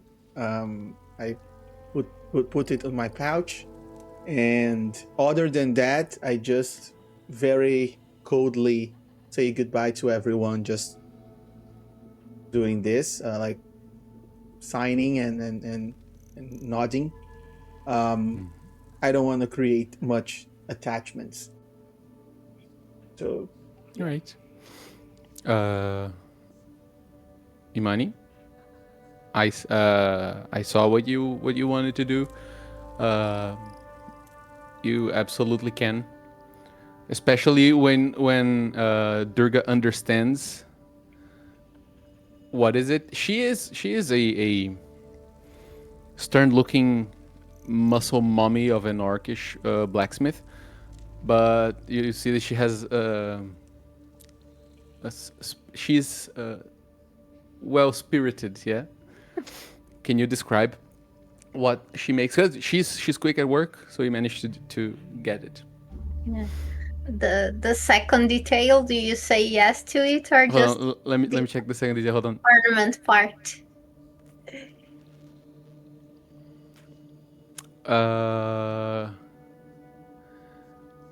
Okay, just the ornament part. The second part could be a project for later on. Yes. Okay. So, what I make is a gift, a road trip gift to Leonard and Race. I make the tiny horn rings, like you can ornament your horns. And to my brother, I make a prop, a tiara-like prop with horns that look like mine. And as I hand it to him, I say, well, now when you go around saying you are Imani, you may as well wear the horns so people will believe you a little more. oh my god, I love it. I wear it. Thank you. I wear it with pride, and I put it, and I feel so much like part of the group, and I'm like a kid. I'm like, and I look at So will they Imani give you the really brains happy. too? Yeah, and I tell him, sorry. I was asking if they'll give you the brains as well. Since the brains are in the horns. I have the brains already. I look at Imani with my new horns, very excited, and I say, look at me now, and you see how you would look like if you looked good. Look. Yeah, that's it. Awesome. You're Really welcome. liked it. Thank you. I use fake horns now. Yeah. And my project is to find in the future someone that can turn our horn props, like our rings and the horns, into some sort of communication system. Like, if magically we can imbue them with some sort of power to make a hotline between us. Perfect. Awesome. So we cut to these 4 people with horns traversing Bloom's Edge, the southernmost forest here in the Gardens of Spring. Things are different, especially for you two, Imani and Rafiki. The vibe of the forest is different. You've like you know these woods. You know how to traverse them. You know the best path to go through, and you know well walked paths. The trees, however, seem to be more alive than usual. They seem to be anxious, as you have experienced before. They That's are why our pigeon didn't find us. possibly, yeah. Yes, Rafiki. Have I been to Ricky. Gloomhaven before in my life? At all? To the city, yes, both of you have, because the main headquarters of the order is there. Perfect. Just wanted to point out, I think it's a nice RP thing. I have the Path Forward ability. When you're traveling to a place you've previously visited, or you carry an object that has been at the location before, you can identify the shortest, most direct path to your destination. A nice RP thing goes there and plays a combo. Okay, no, I'm joking. chill. It's actually good because This even is though Ranger. the forest is This is what breaks Yeah. the Ranger class. Like, if we don't use this, this is what makes Ranger There's no like point, kind of yeah. sucks. Yeah, You know? he is the wayfinder. yes, Exactly. Thank you. you managed to do that in spite of how the forest is moving. Trees are uprooting themselves and changing. Paths are disappearing, but you manage to find way, and when you come to that realization as you leave, that hits you a bit hard to realize that your path, the easiest way, the shortest and safest way to get there, is through is like coasting the river, and for that you would have to pass by your hometown of Seaside. That is not on the map here, but it's I don't know if you can see where I'm clicking there, Rick. Wait. Yeah, we can see. Like coast right next there. to Bloom Edge. By the shore. That's a place to rest before continuing the track, because the path through the forest will be tiring and difficult, exactly because of how the forest is acting. Even though you know how to find the way, it's not going to be easy. Yes. But as you are, I suppose you are you are up front, right? Taking the lead, guiding the group. Yeah. You feel like cold air as you're getting closer to an area that is more humid. Oh my god, that is such a chubby cat. Sorry. It's the cat thing. And you start feeling the ground, yeah, this is for the 4 of you, getting softer. Yeah. With more humidity. As well as you start seeing more fungi on the trees, mushrooms, different kinds of fungi. And you approach an area that is completely covered in luminous fungi. I am going to spend one of my fears here. Let me just get the thing I need here. Just a second. Just a second. And I would like you guys to roll agility reaction rolls.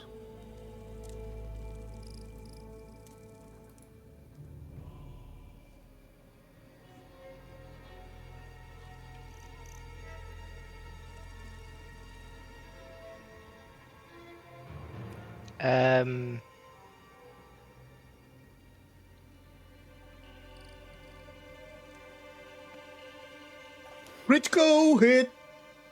Look, did you see all the 3 rolls? Oh shit! Yeah, we have 3 crits in a row.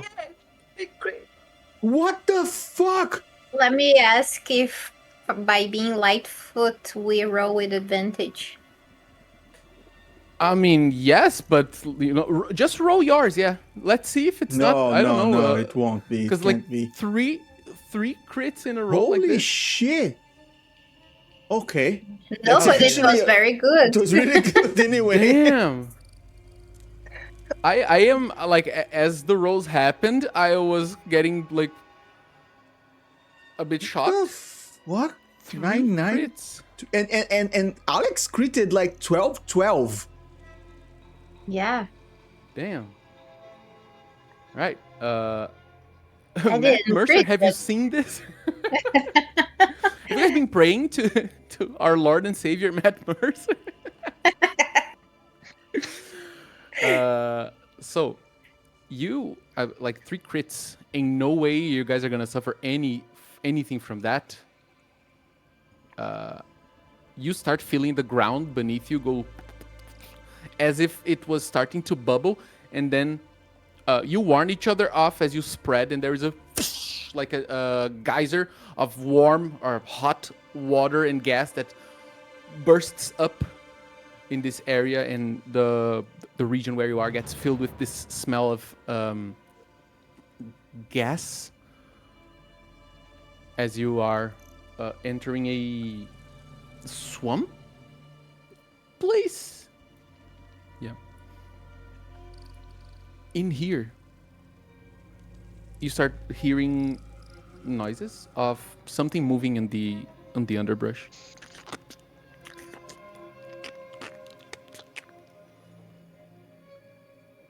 Let me bring you guys to a different place. You can see something crawling out of an area. Let me get it. Where is it? Aha. I think it's here. Uh-huh.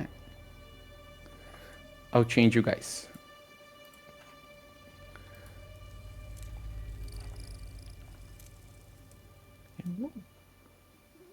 Beautiful. Is the image open for you, Derek? Yeah, it looks pretty cool Yes. actually.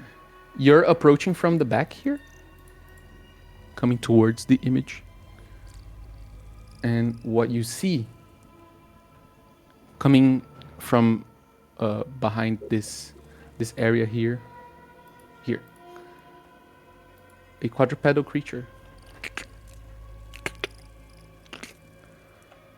sits down and looks at you. I'm gonna show you in a minute. But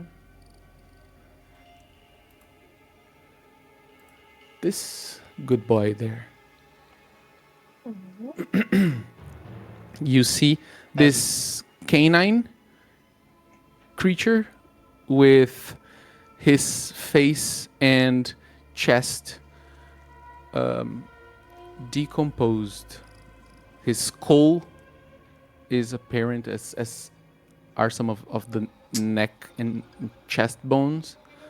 And from within him, you see glowing fungus growing. It sits down and goes. And you start seeing smaller canine creatures like him showing up. Non-aggressive. He is sitting down. The other creatures are surrounding you. Oh, You guys are around here, yes. If you want, well, I can bring your tokens here. not a mommy puppy situation, more like a boss and More like a allies. boss and henchman situation, yes. Okay. Ramalho, Henchman, like hench dog. as a being a ranger, what do I know about this creature? Do I know what it is? Have I seen it before?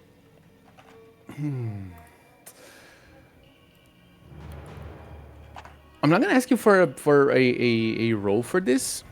Yeah. But you've studied, both of you have, but you more than the others. You've studied that there are some areas where the fungus present in a specific area can have magical properties. Yeah, can cause different effects, and sometimes they do reanimate bodies, and kind of Okay. use them. Yeah. What you see, you can clearly see the fungus growing out of this canine's head. All right. So this is an undead me- creature. Yeah, maybe. Okay. And you see a few of them here. Coming from I'm this asking area, a few because of I them don't here. kill dogs in general. So No, if, this is not a dog. okay, it's an Relax. undead bad canine, just like very Bad, you are going to killable. become food if you don't do something. Sleep paralysis shit. Yes, this is sleep paralysis demon, for fuck's sake. Okay. Oh yeah, I have to make more, right? Okay, I have will the- look the at multiple tokens, yes. at this team and I'll say, okay, there's no talking with these ones, and I shoot. Okay, I just need a second. Hold on.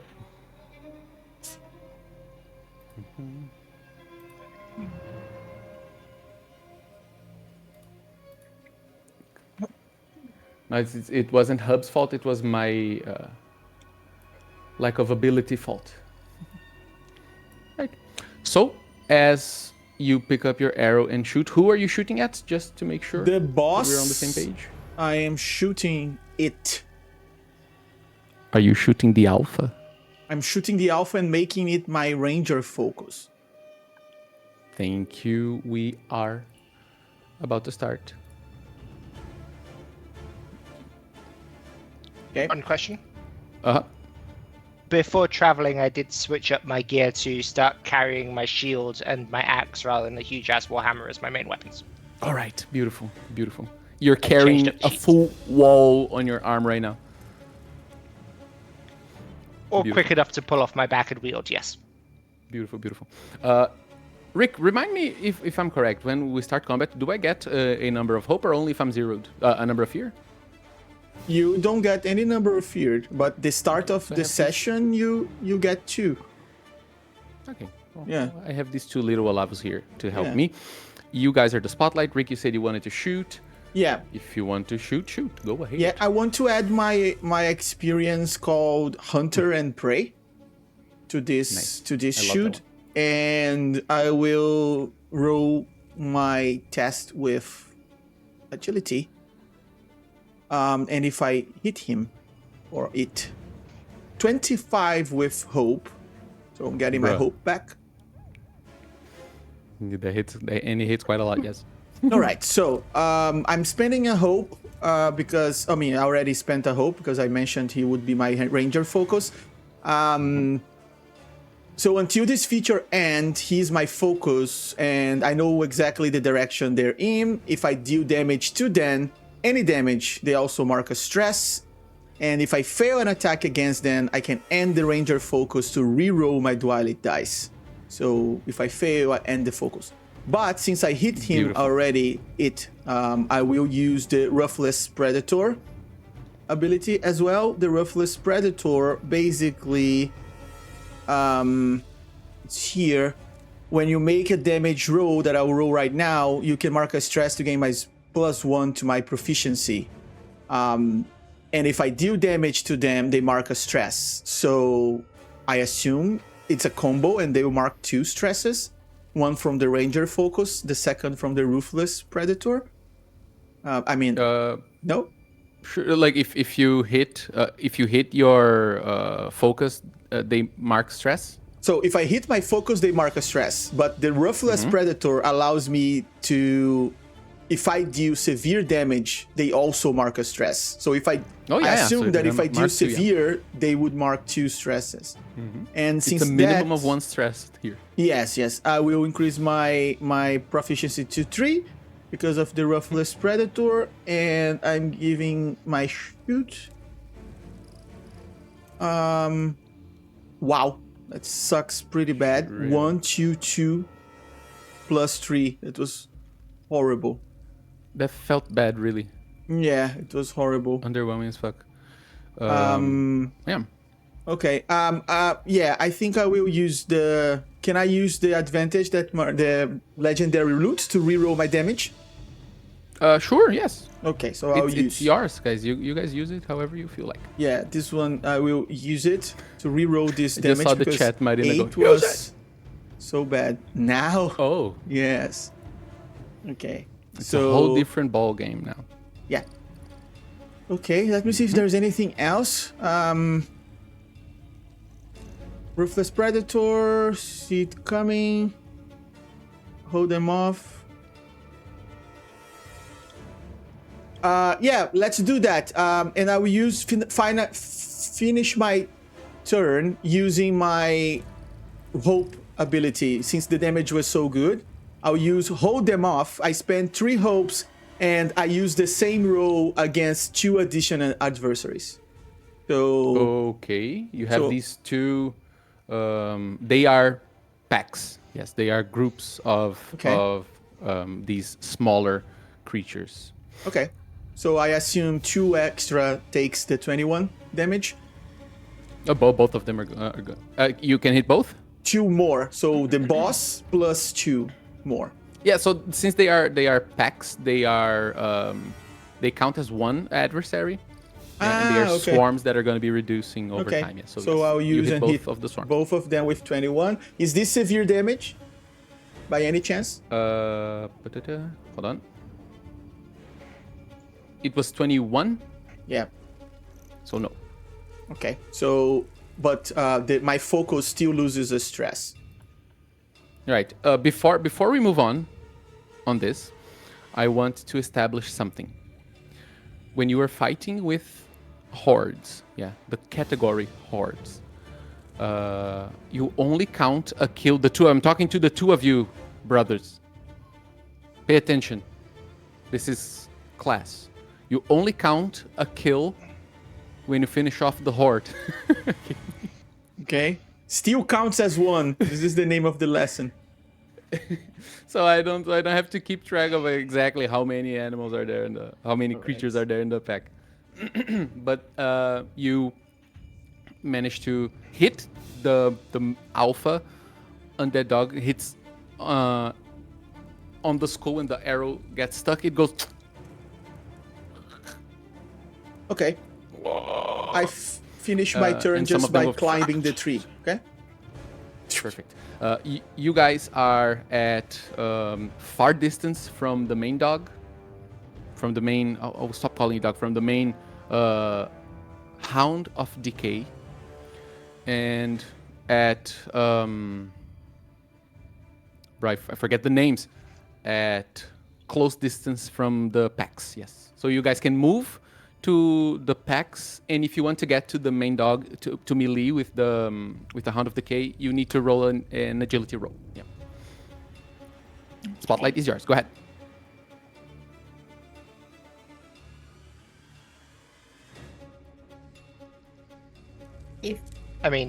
Okay. So you said the hounds are within close range. Yeah, the smaller ones. Yes, these two. Well, these 2 groups, these 2 packs are. Then I'll use Caprine Leap, which lets me place myself immediately within close range. And move for the pack between Rafiki and the Hound. And start weighing into them with my Hallowed Axe. All right. It's a group of smaller creatures, And you see they have similar features, as in like they are corpses taken by some sort of fungus animating them. They move twitchly. Go ahead, make your attack. Okay. And this is a magic weapon, which is a nice change from before.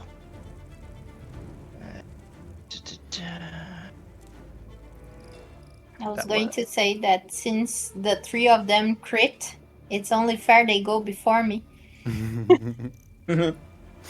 I don't think I've ever seen that many crits happening together. Oops. Oh, let me check. Just a minute. Sorry, that was me hitting damage, but not the actual attack. Ah, okay. So roll, Yeah, roll the attack. Yes. Yeah, It's a let's strength. mix this one up. Sorry. Yeah.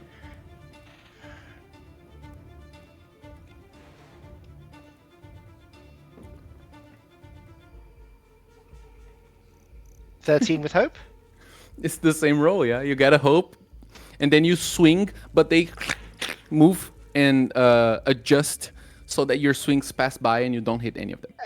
Would using one of my prayer dice be enough to boost it up 2 or 3 points? I'm not gonna say which one. I will use the 3. Okay, that is enough to hit. Yes. Do you want to reroll your damage, just in case you get a better chance for that?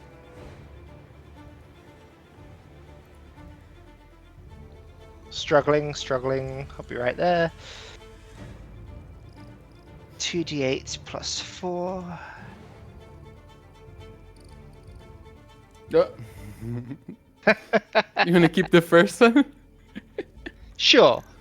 All right. Something's gone unlucky here. So yeah, it's as you start swinging and they move, you feel like a pulse of energy that pumps from your heart towards your arm, and it kind of redirects your attack. So you manage to hit a few of them, throw them around. That was it.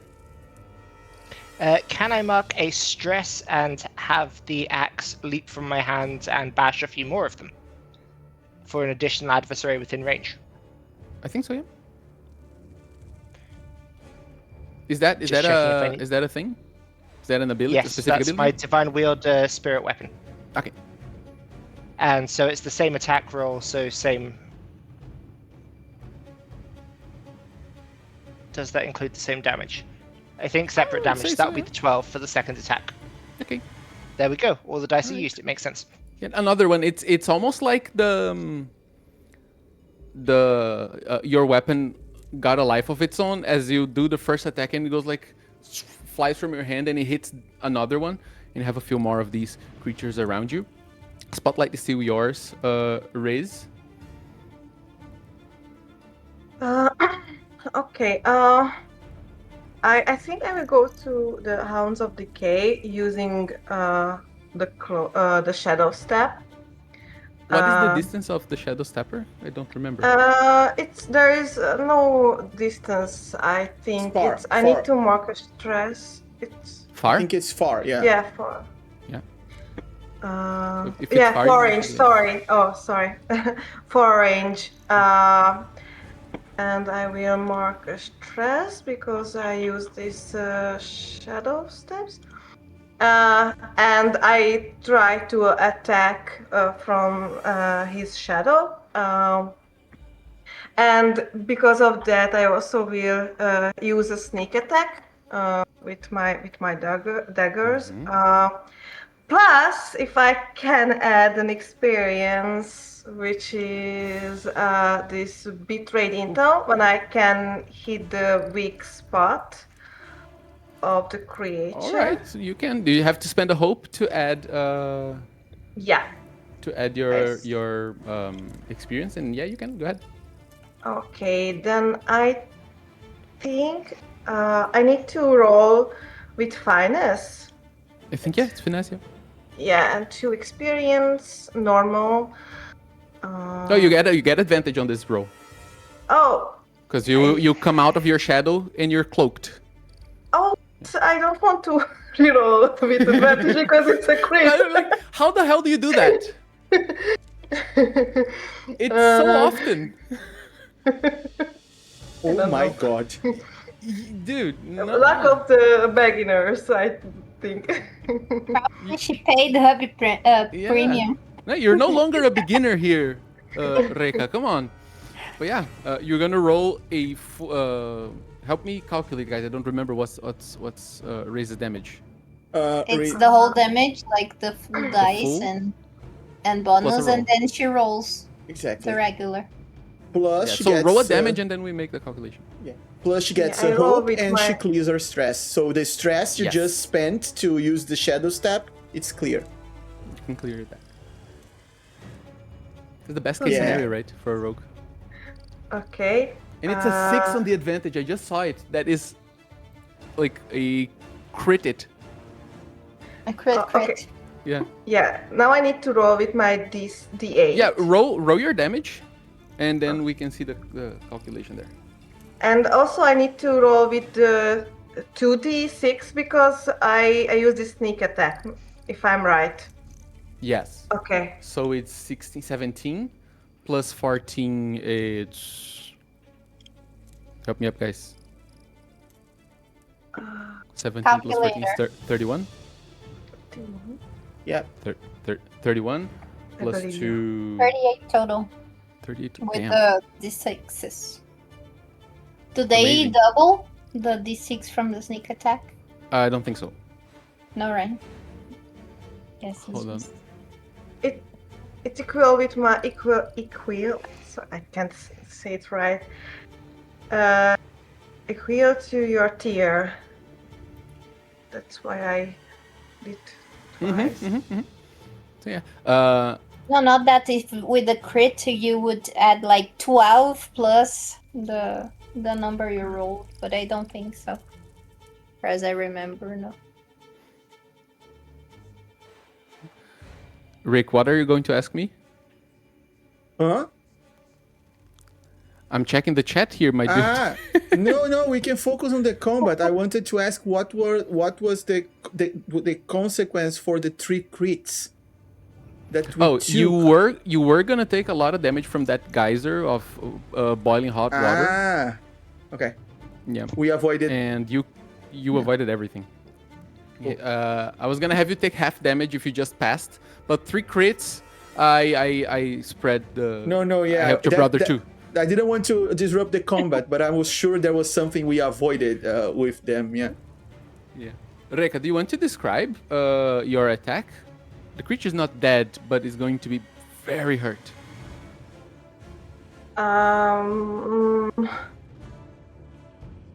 Yeah, I'm not sure. If you don't, it's okay. I can describe it. Yeah, I will give you this. I don't want. All right. You have like you guys have water like until your or swampy water until your ankles, and then you just sink into the shadow that you project from these from the little bit of light that comes into this area, and slowly emerge from the shadow of this creature that doesn't really see you. You slash with both of your daggers towards the neck of it, and it hurts really bad.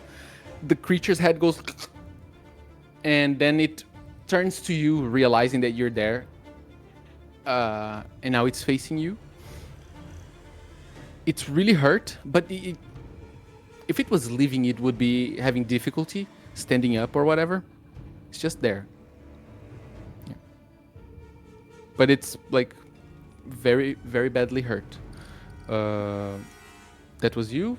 Definitely steal your spotlight. Go ahead. Okay. Imani. I will use the Crimson Right on my hand crossbow. What's that? I hope it works because it doesn't say your weapon, but it would Go ahead. actually be the damage through the darts. So I mark a hit point. Let's say to activate, there is a tiny spike on the weapon to activate that. And then I will shoot at the Hound of Decay. At the big boy. Yes. Go ahead.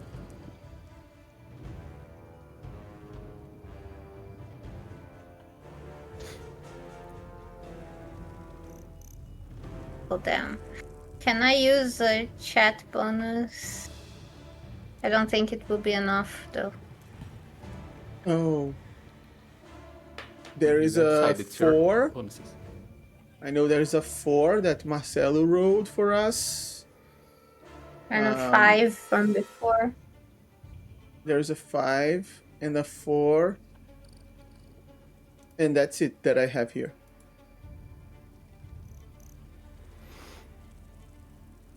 Yeah, even with the 5 it wouldn't, right? Because before 13 wouldn't hit. Well, if I use 2 of them, then it's not fair. So, you're gonna keep it? What do you guys think? I don't know. You're hitting the. The big one. I don't think 13 will hit.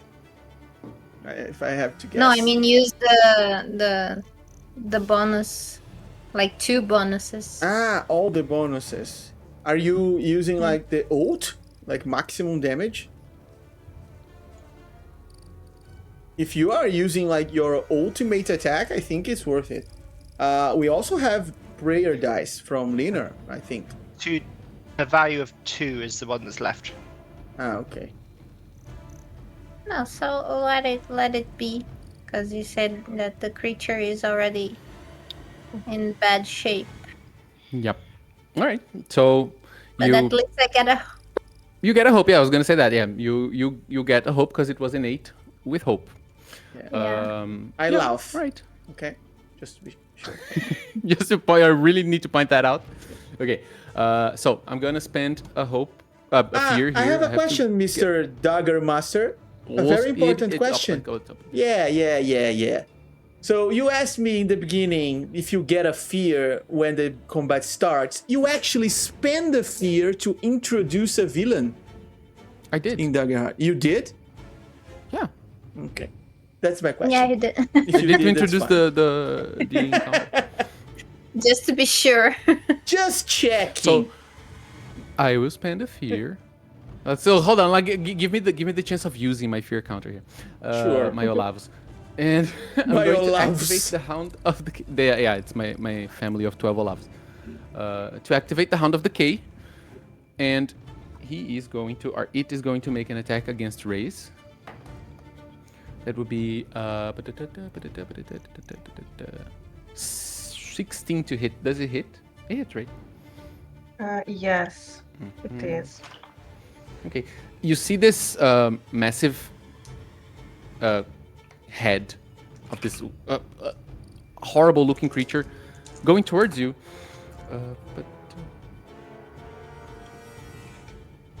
and it bites you for 19 points of damage. As it is, it has relentless whenever I spotlight them.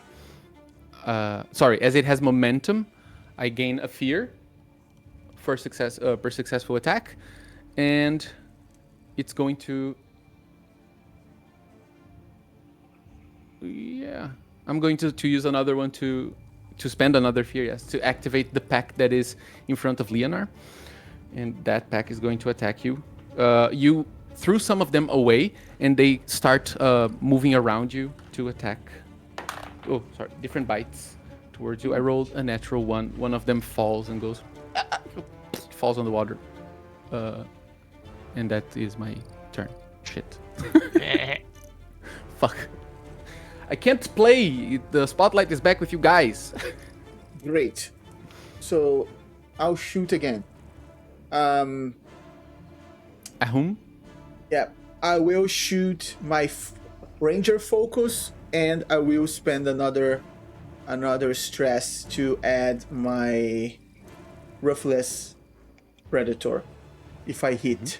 So okay, I will roll my agility, and I will no experience this time. Let's see if it goes. I can't miss, right? Because Imani will laugh back. It would be horrible.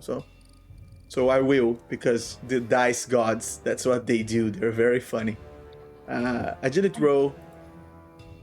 Ranger focus. 12 with hope.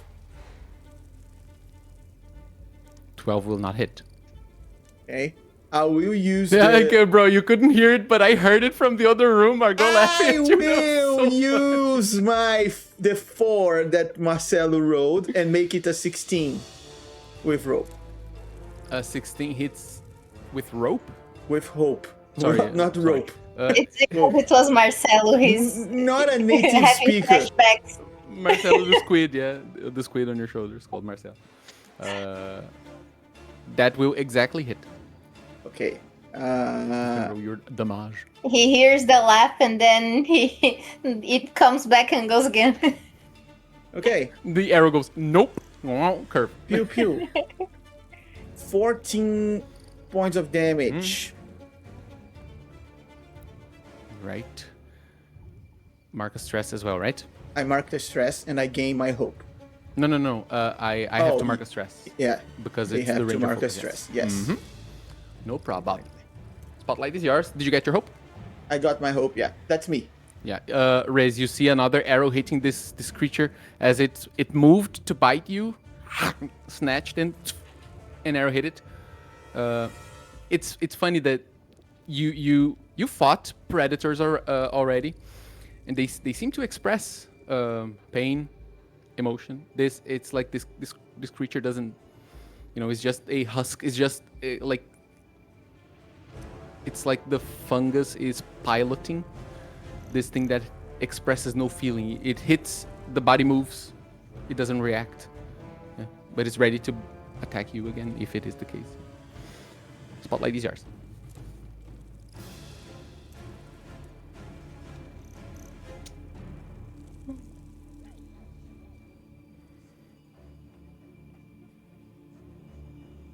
Yeah, I think I'm close to the creature. I do another attack, but not just only with my dagger. Mm-hmm. Okay. Yeah. First, I need no. This is 0. The finest roll, I think. Mm-hmm. And please crit. Just fuck. Okay. 14 with fear. And let's have just a dagger. The 14 is not gonna hit though. Oh shit! Sorry. Yeah, and it's with I- fear, so I will gotta. mark a stress to get a hope as well, okay? You did if that's it. No, it doesn't change your gain of fear. Okay, you get a hope, yeah. I will find it and put on the chat in a minute. You can. You have a feature as well, Reka, if you want to use. Marcelo Yeah. just gave you 4 in the chat. Oh yeah, true. Yeah, but yeah, I have this. Sorry, I need to. No, look.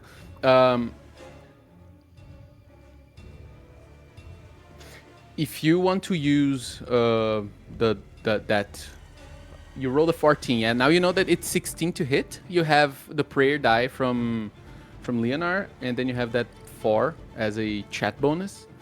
Yeah, it's gonna hit. Yeah, and it's gonna still be a roll with fear.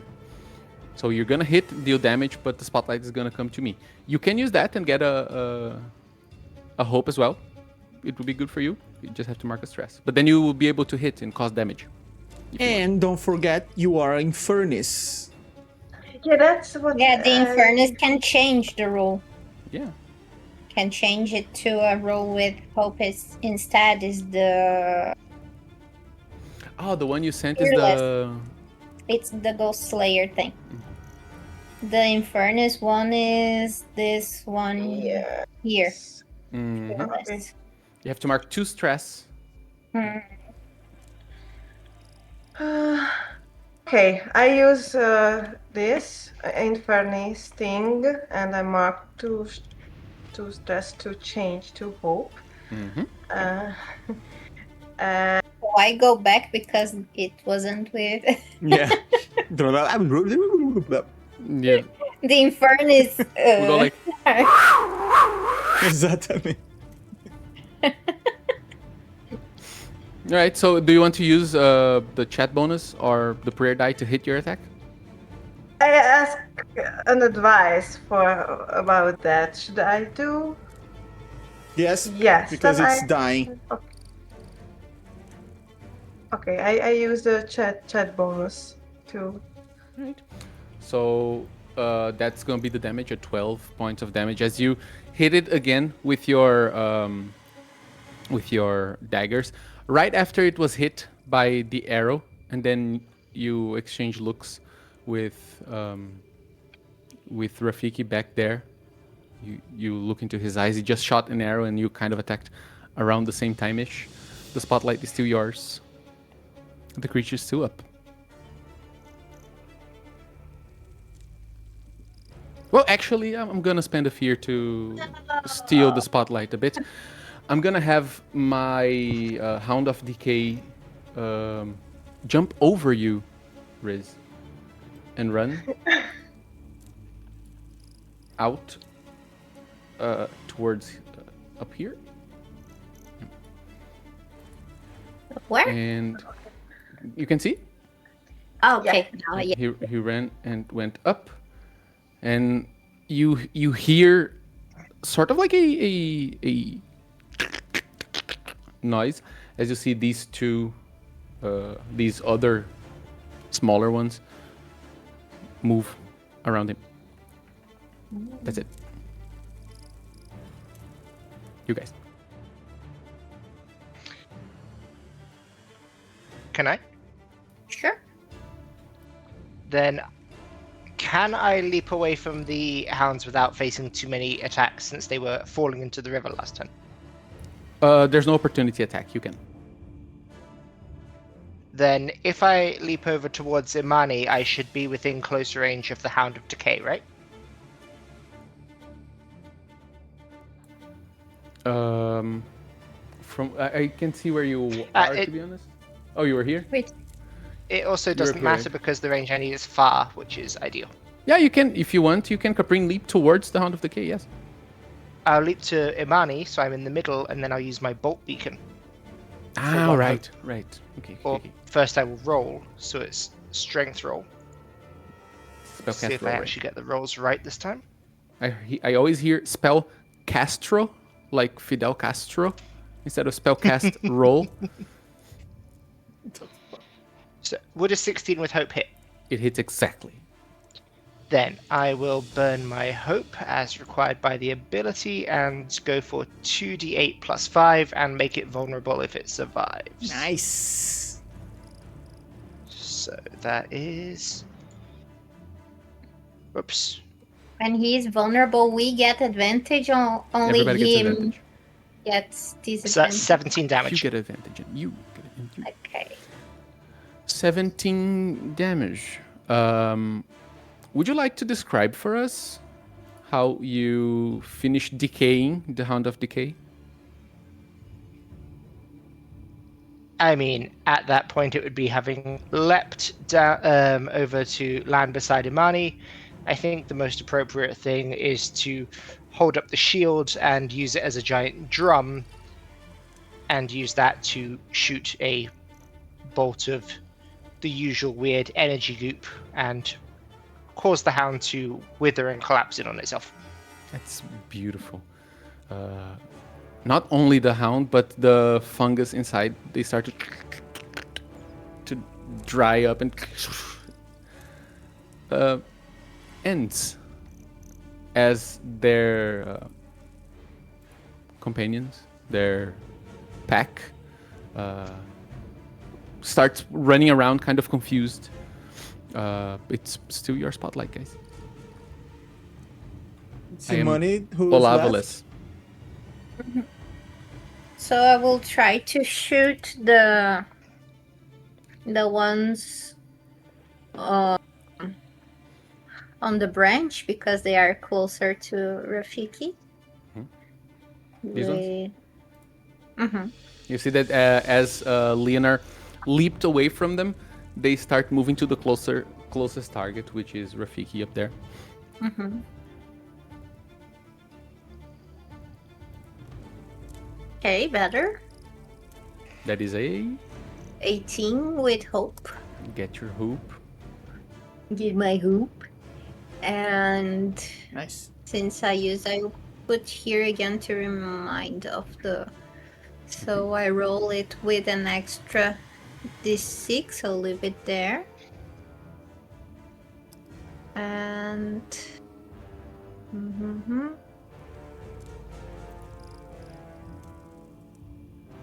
If I roll any ones or twos, I get to re-roll them. No, I did. No. So it's didn't. 15 damage. 15 damage. Hold on. Too many tabs.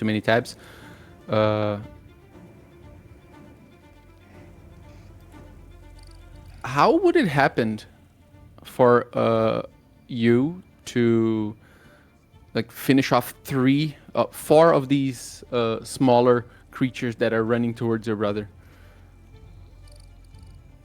Oh, since I used the Crimson right, I would say that as the arrow or dart hit one of them, it would cause it to have a small explosion in blood, and the blood hit the other targets, causing damage.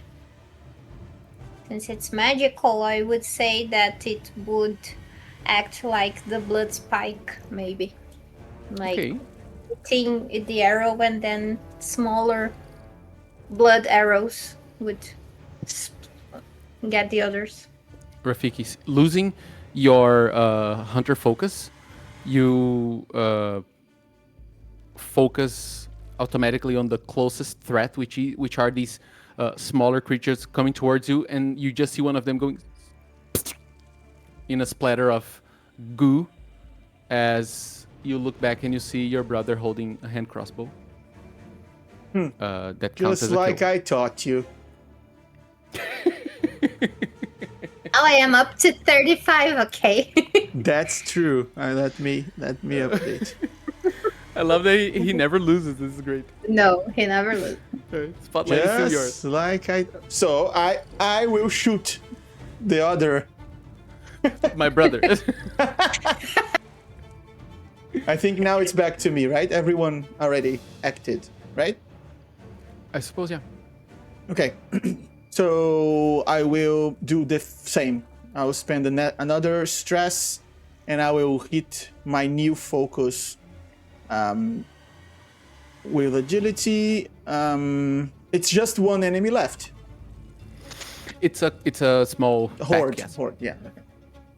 So I keep saying pack because they are, canine creatures, but it's hard, yes. I will also add my experience hunter and prey.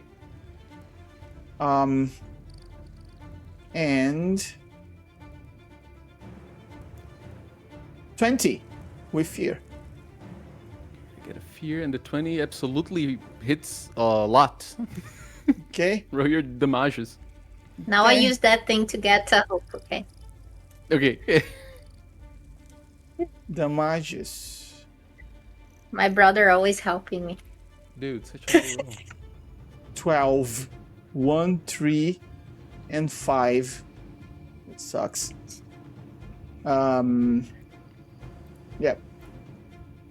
I would say that you managed to hit 2 of them in a row, and they fall. But there's still a few of them. Okay. It's up to you guys. Get the skill. Just don't let Imani get an extra one. Thank you. I'm gonna spend a fear of mine. Oh, sweet fear of mine to let me make an agility roll with them. Is there? Do I have agility? Let me check here.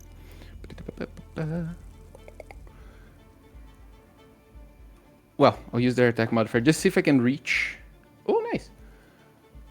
They're going to, after being hit, they're going to jump, and in pack movement, gonna run, and gonna climb towards. I think they're gonna come back here because you guys are closer. and it's easier to go on a straight line than climbing up. And let me... Hold on. They're going to start howling. They produce this horrible sound. This... And the three of you, Imani, Leonard, and Rafiki, you lose a hope as this sound hurts your ears, but it also brings horror into your souls. Damn it. And they're going to attack Imani there for their basic standard attack. That is an 11. Does an 11 hit? Sorry? Yes. Yes. So you are going to take... Can I take that instead? With the I am your shield ability? Of course, yeah. Since they have to be within very close range. Yeah, they're going to approach 2 melee. No, within very close range of Imani. Yeah, no, yeah. What I mean is that they are going all the way there. So yes. Rick, I don't know if you saw the chat. What? Yeah, I saw, but it was a bug. Marina It said it. came back, I think, automatically. Okay. So you take 11 points of damage, and I get a fear because I hit my attack. You said 11 points of damage. 11 points of damage, yes. And I'm gonna spend Okay. this one I got for a second attack. So that's one armor slot gone and no damage. Okay. And this attack is gonna be... I rolled a fucking 4. Shit. So yeah, the second attack doesn't hit. Because when they go for the first attack, you put yourself in front of them. And they try the second one, but you place the shield and they hit the shield and are not able to do the next attack. Spotlight is back on you guys. You saw them play passing by under this branch where you are, Rafiki. And Raze, Okay. let me just ask you to do something before we move on. I want you to roll. In this case, it would be can be your agility roll, but it's a reaction. Ooh, the thing.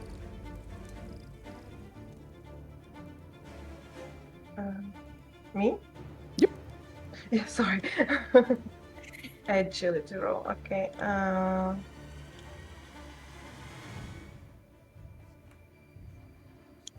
8 with hope. Ooh. You feel the ground beneath you start to... Oops. Say what? No, sorry, I was just like, oh no, damn it. Okay. Oh, you said shoot. Okay. Yeah. If do we still have a 5? We used the 4 and the 4 from the chat. We have first a roll last 5, and yeah, we already used the one that Marcelo gave. So we have just a last Gonna one use it? 5. Yes. You're gonna use it? If she adds, does it help? Yeah. I'll give you guys that. Yeah, yes. A 5 will be 13. Hmm. Yeah.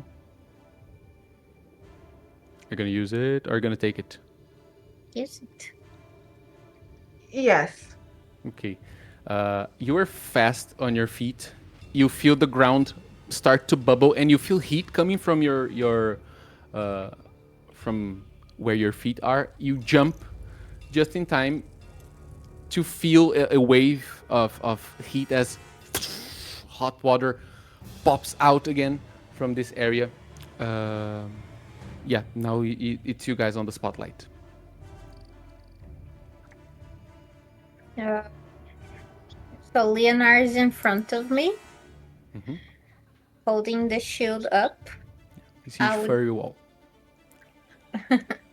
I would try to just sneak around to try and shoot them and go back behind the big Yeah. furry man.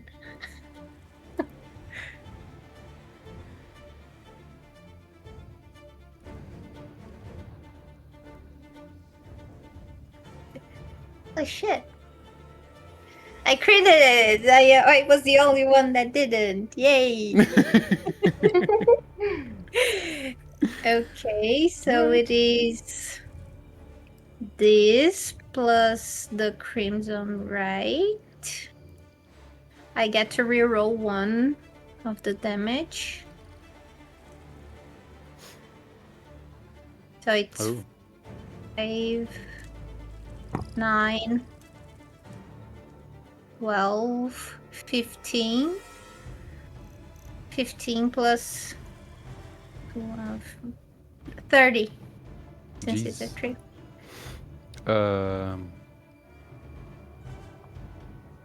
Yeah. You can describe how you finish off this other pack of Oh no! I'm getting to you, bro. Oh no! Only one kill away. Yeah. So when I go just taking a peek, I am very close, and the same thing. I am still using the same right. The arrow has this red glow on it.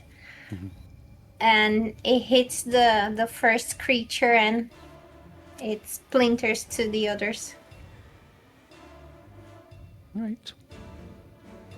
You were knocking an arrow already, Rafiki, as you see that happening. I was like, fuck, what a beginner's luck with the arrow. Clearly.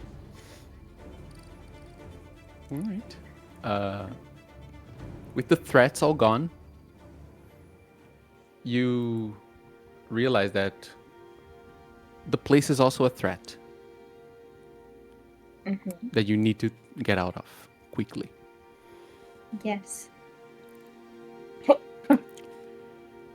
I would like the chat. Chat, do me a favor, please. Roll a beautiful duality dice. You want a hope roll, guys. Exclamation mark duality, like that Slipknot song. 12, 17 with fear. Yeah. So nothing happens. As you traverse this place, struggling to breathe because of the spores around.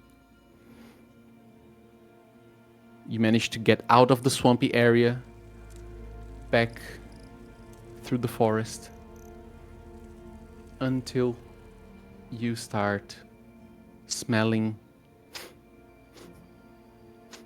especially you, Rafiki, due to your gifted tracker. Your senses are heightened. You start smelling. It's your brother. No. Yeah. It's worse. It's rot. You smell decay, not like moldy smell, but decay, real like rot. As you're moving, the trees are the farther you go towards your city, the more withered the trees seem to be. They seem... It's like fall, but the worst fall you've ever seen. If you've heard of the autumn veils, they say that many places are like this. Everything is decayed, withered, dead. And you start getting to a point where you can see the end of the tree line where you guys are. Trees are getting dry, leaves are all brown. Lots of them are falling already. And you step out of the woods, where you can see, down there you can see the ocean. But that's not the first thing that catches your eyes. You see the city where you were born, the small village of fishermen and a few hunters that was booming with life, that was green and beautiful, and when Luxar passed by, was the most pleasant place to stay. What you see now, though, is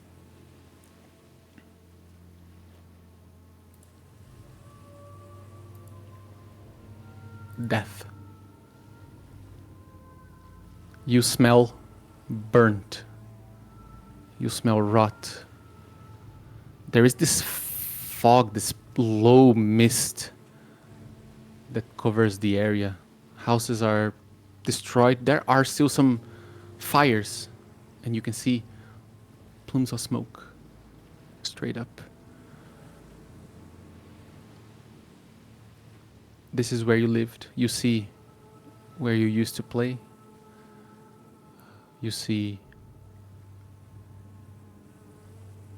the place where your house was. It is no longer. And there is this, for the four of you, this involuntary fear and sadness response that doesn't feel like it's yours. For you, Leonard, and for you, Reyes, you have no connection to this place, but you feel like you go into a state of mourning for it, of grief, when you look into the city, this town, and you see death.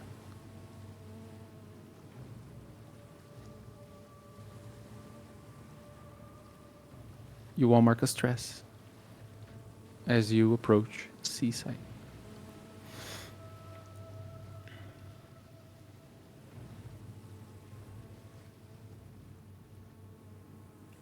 What are you doing? So I'm already on like 4 stressed marked. So when I see that, I will run inside. I will climb and very fast start looking for people. I just go opening doors and opening windows and check if there's anyone alive.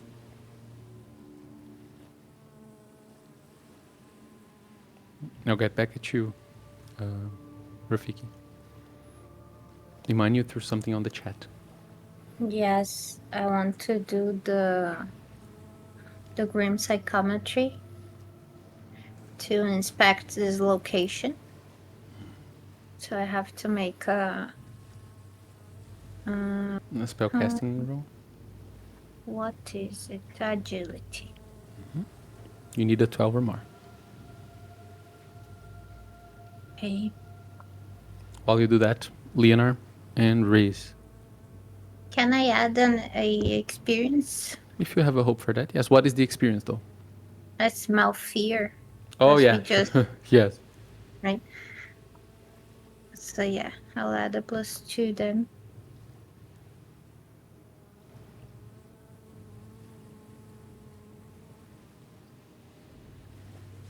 Okay, a 28 with fear. Bro. I will change that to a roll with hope instead, okay? Okay. So I mark 2 stress to change it. Mm-hmm. So it's a 28 With hope? with hope, yes. Okay. You get a hope. Let me just check on Leonard and Reyes, and then I'll get back to the brothers. You're muted, Reka. Sorry, thank you. I think I'm also going around and looking for anyone. You know, just looking for if someone there. And Are you we can ask going? what happened. Are you going by yourself or you're going with Rafiki? Let's say I'm going in that way where he went, following him, but in behind, Okay, stay behind. right. And you, Leonard? I'm going to move more slowly since I'm more heavily laden and bigger down towards the town. I'm going to be much more cautious after we were ambushed by the Hound of Decay and its brood. Seeing something like this makes me worried we're going to face another wave of attack. So I'll be bracing up and watching for something to come charging out and ready to eat us.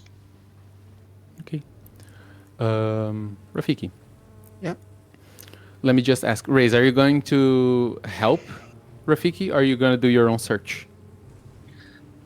I'm doing my own search, but sometimes I look at him if he is okay or anything. All right. I am not. Check on. I'm not looking back to anyone. I'm just. I'm in a level of stress already, like high. So I'm just looking without saying. You know, when you are super, like the desperation is very near, and you don't say anything. You just act. So I'm just opening doors. I'm not even screaming or yelling anything, and just trying to be very precise. I'm a super agile guy, so I'm just climbing and climbing very fast all the houses and bridges and This village was all built, prepared. As you can see, those images are like a mood board, but they were all built a bit higher up for the tide change. Yeah, and you start opening doors, looking inside the houses. Some of these houses were people you know, or you knew. You open them, you see decoration for the festival of Eshensut. You see food left there. You see. You remember that the tradition here was for people to have more of like a family dinner. Some people had smaller gatherings. You didn't used to make a big party at first. You would do it on like the second day of festivals. You would have a big party by the beach. Make me an instinct roll.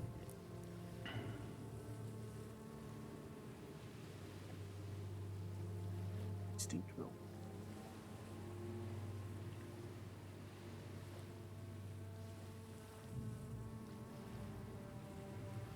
Twelve with fear.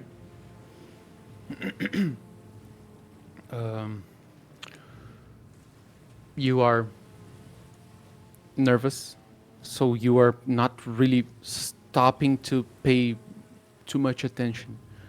But you can see from the way things are arranged that people left what they had here as it is.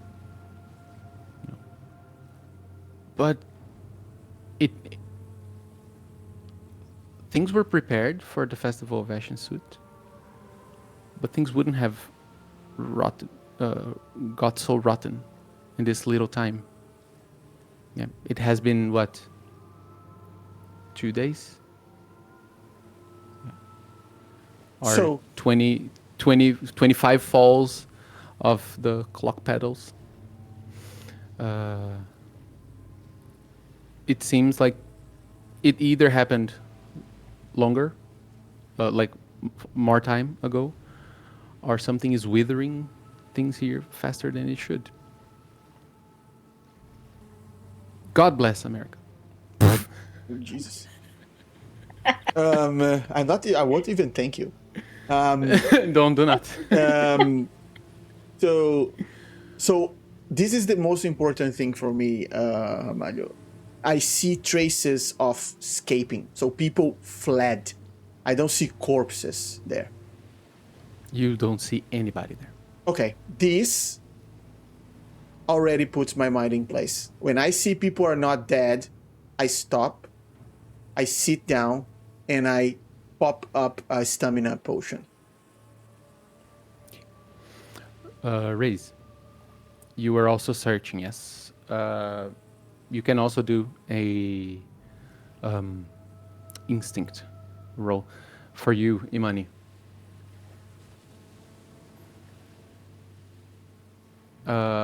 Your roll was a 20 fucking 8. You.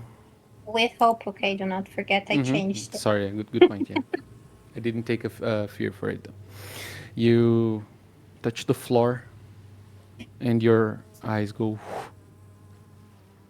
You have this vision of people screaming as they see Luxar turning around and going away. There is a moment where they all stop, and then they start hearing sounds from the woods. And beasts start to come out towards the village. And they run. But that's not the act of violence that happened here. You feel this heavy pain on your chest, as if something was taken from you, something was torn from you. You feel heavy grief, loss, as there is this wave of decay happening. The plants and the green around start to... And the last thing you hear, as in your vision you look around and you look back, you hear the sound of a cry. A woman's cry, but it's distorted, it echoes. It's so powerful that when you come back to your regular vision, you can't help but tear up as well.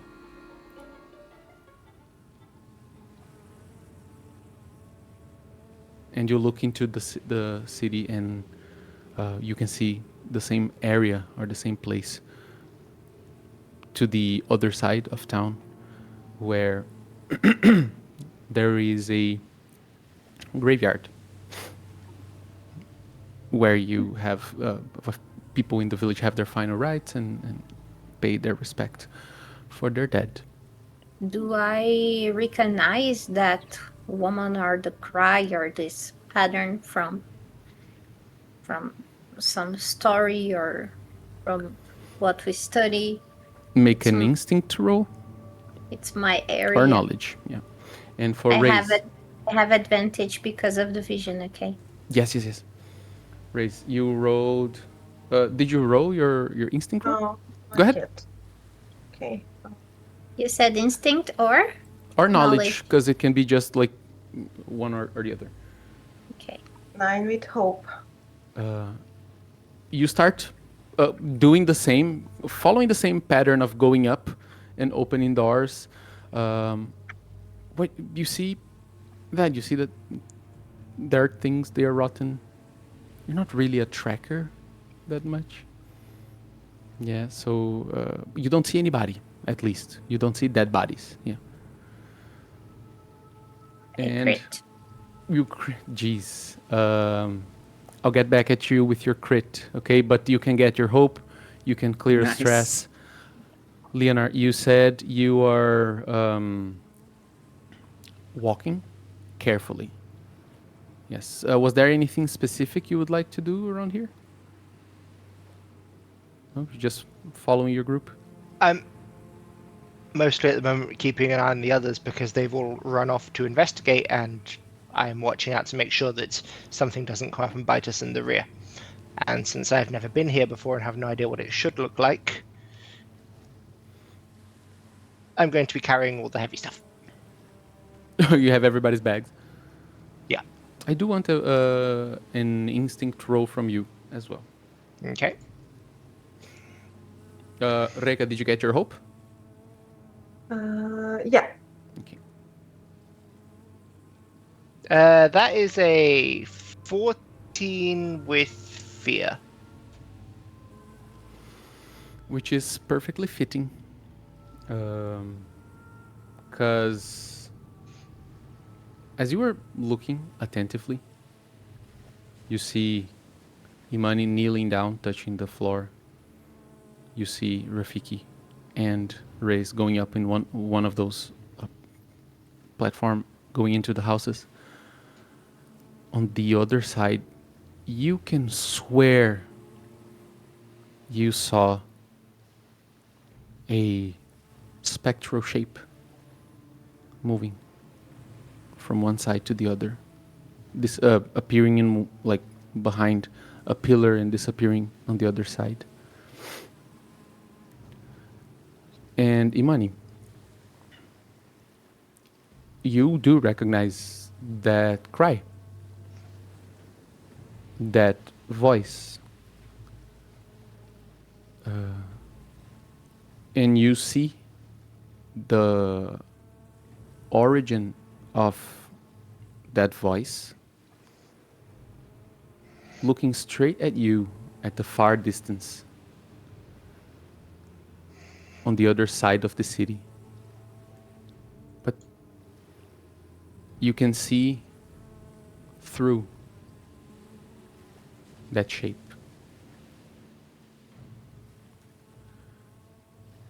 Is the shape of your mother as she floats a few meters from the floor. She looks at you and she yells the most painful cry. With that cry, we can end today's episode. Wow. Damn it. You do this every time. Yeah, you Even end Kenai episodes. came to It's like Kenai came to fans. comfort us. Yeah. Oh my god. All right. Hey man, any closing thoughts you wanna add? Thank you. No? Any wishes that your players would learn to catch hints? Oh, you're asking me? Yeah, I'm asking Yes. you if there is anything you want to add after doing this to us. No. No. Oh, I really enjoyed using my analog Olavo counter. Yeah, we really enjoyed as well giving you fear. Yeah, Okay? yeah. No, jokes aside, I really I have like I forgot to point this out. Your interactions are absolute gold. I absolutely loved watching you guys roleplay. I could watch you guys roleplay all day long. You guys are amazing. Thank you. It was indeed great. I felt a lot like we could bond to other characters this time, which is really good. Like by episode 5, we should now like really feel like we are trusting each other more. So it was pretty great. Yeah. Yeah. So that's it for today. Thank you, Hamayo, for the great DMing. Let's see, Reka, what do you think of the session today? It was amazing, and I think I will open a bakery because I stole a lot of bread You in did. the whole episode. Rightfully Aunt so. Raisa's Bakery. Yeah, but thank you for today. It was amazing. Yeah. Alex? I really enjoyed this one. I felt really bad about fighting the fungus dog. Like, it seemed so cute when it just sat down. I was like, please don't make us kill the dog. wasn't a dog. It was a creature of decay and death and suffering. Yeah, you can say this. He's a good dog. Yeah, as much as you want, but you will need a lawyer now that you're about to be cancelled for putting dogs as enemies. Cute. When it shroom was dogs. a cat full of Cute flowers, shroom everybody dogs. was like, "Oh, let's kill it." Cute shroom dogs. Yeah, but a cat full of flowers is the incarnation of hay fever. That is evil. Yeah, I can't disagree with that. Margot. No offense, buddy. First, congrats for your 16 kill. Oh, look. Sorry. I thought that you sneaky. Okay, I just typed wrong here. It's not 16, it's 36. What the fuck? How come? Okay, Charlie. Okay. The fun thing was that after doing the final things there, I was as stressed as my brother. But then I crit and then I got less stressed. But it would make sense that we were both as stressed. Yes, makes full sense. Did you like it today, Margot? Yeah, I did because I'm getting closer in the death accounting. And I felt like we could develop, more into connecting the characters and deepen the relations. And now my brother is horny as well. Wow. Yeah, I guess. Now we are 4 horny adventurers, and that is really cool. Yeah. And I'm here really eager to play the next one. And more in English, we will be back with Stalker in English on May 8th. But I guess it's a bit late for you, Yeah, Europe it's a night guys. for us. Yeah, it's at 9? No. 9 p.m. for us, I suppose. 8 Yes, p.m. yes. 9 p.m. for us, so pretty late for you, a.m. Yes, it is pretty But- late. If someone with the Eastern time wants to follow, it's going to be on Soul Wars International. We are playing Stalker, and the 4 players are playing 2 characters each. And that includes me and Ramalho. So we Yeah. both play 4 characters. And It's really fun. It's really crazy. That's the level of I say fun, but the story is dark. Yeah, that's the level of mortality of the game. You need 2 characters right from the bat. just so you can play for longer. Yes. Yeah, I play a father and a son, and they are constantly talking to each other, so Oh my god, that will make losing them so much easier. yes. Right. Let me ask of you, Rick. How do you feel having horns being officially part of the group?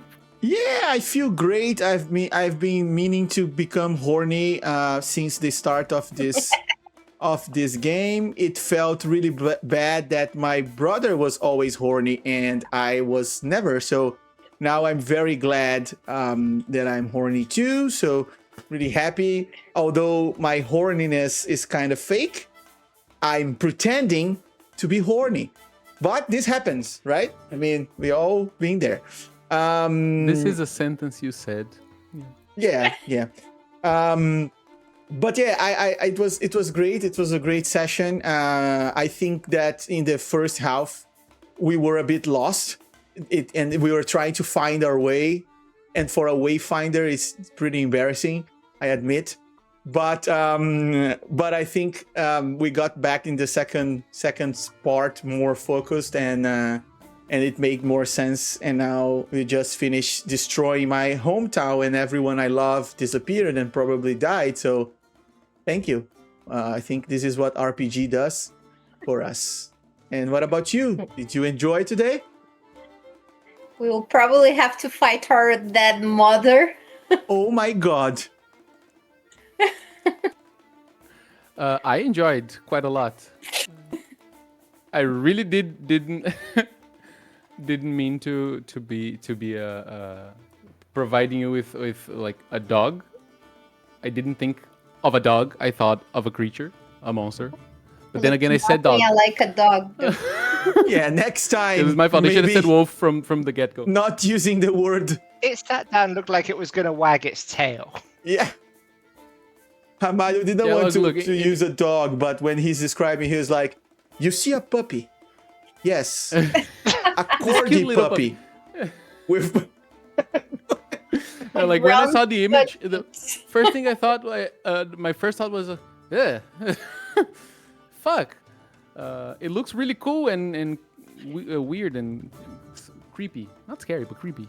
Yeah. Didn't think you guys would want to have it as a pet. Always. But yeah, no, I had a lot of fun. As I said, it was great to watch you guys roleplay, and to see the character development and character connections going a bit deeper. Yeah, we have some things to do next episode. All right. Yeah. So we are back in a month, as always. I know it's painful, but we are already going through our 6th episode. So it's not like time flies. How come? Like we are playing this for 6 months, guys. Half a year that we are already playing Yvira. It's insane. But I'm very happy with this that actually premiered our English branch of the channel, so it's amazing. And you start to see more English content here, like I promised last time. The promise still on. I will bring Yvira as a DM. I already spoke to Ramalho, got some information. Our adventure will happen in the Winter Ridge, of course, my favorite place. And this roster here will be my player, so I can give back to Ramalho every trauma he's causing me. Bring it on. Yeah, but we have some things going on with our partners, publishers, and we will have some RPGs coming out before that, including a huge surprise that if you are part of our community, you already know. If you are not, join us with !Discord and help this channel grow, because we're nice and we are all very, very, very pretty, as you can see, and super nice and great. So that's us. Thank you everyone that made us company today. And tomorrow in our social media, you can see our agenda. And there's a bunch of cool things coming up, including the last episode of our podcast from the first season.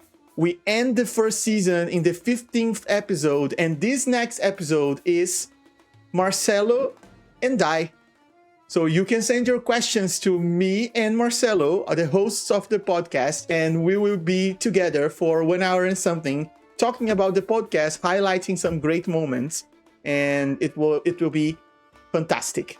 Okay? So have a great week ahead, and I'll send the raid to Kita, who is now online streaming a mission from our beloved guild, Red Dragons Guild, right now. So now switch to Portuguese, guys, and have lots of fun. Tavern is closed. Bye. See you next time.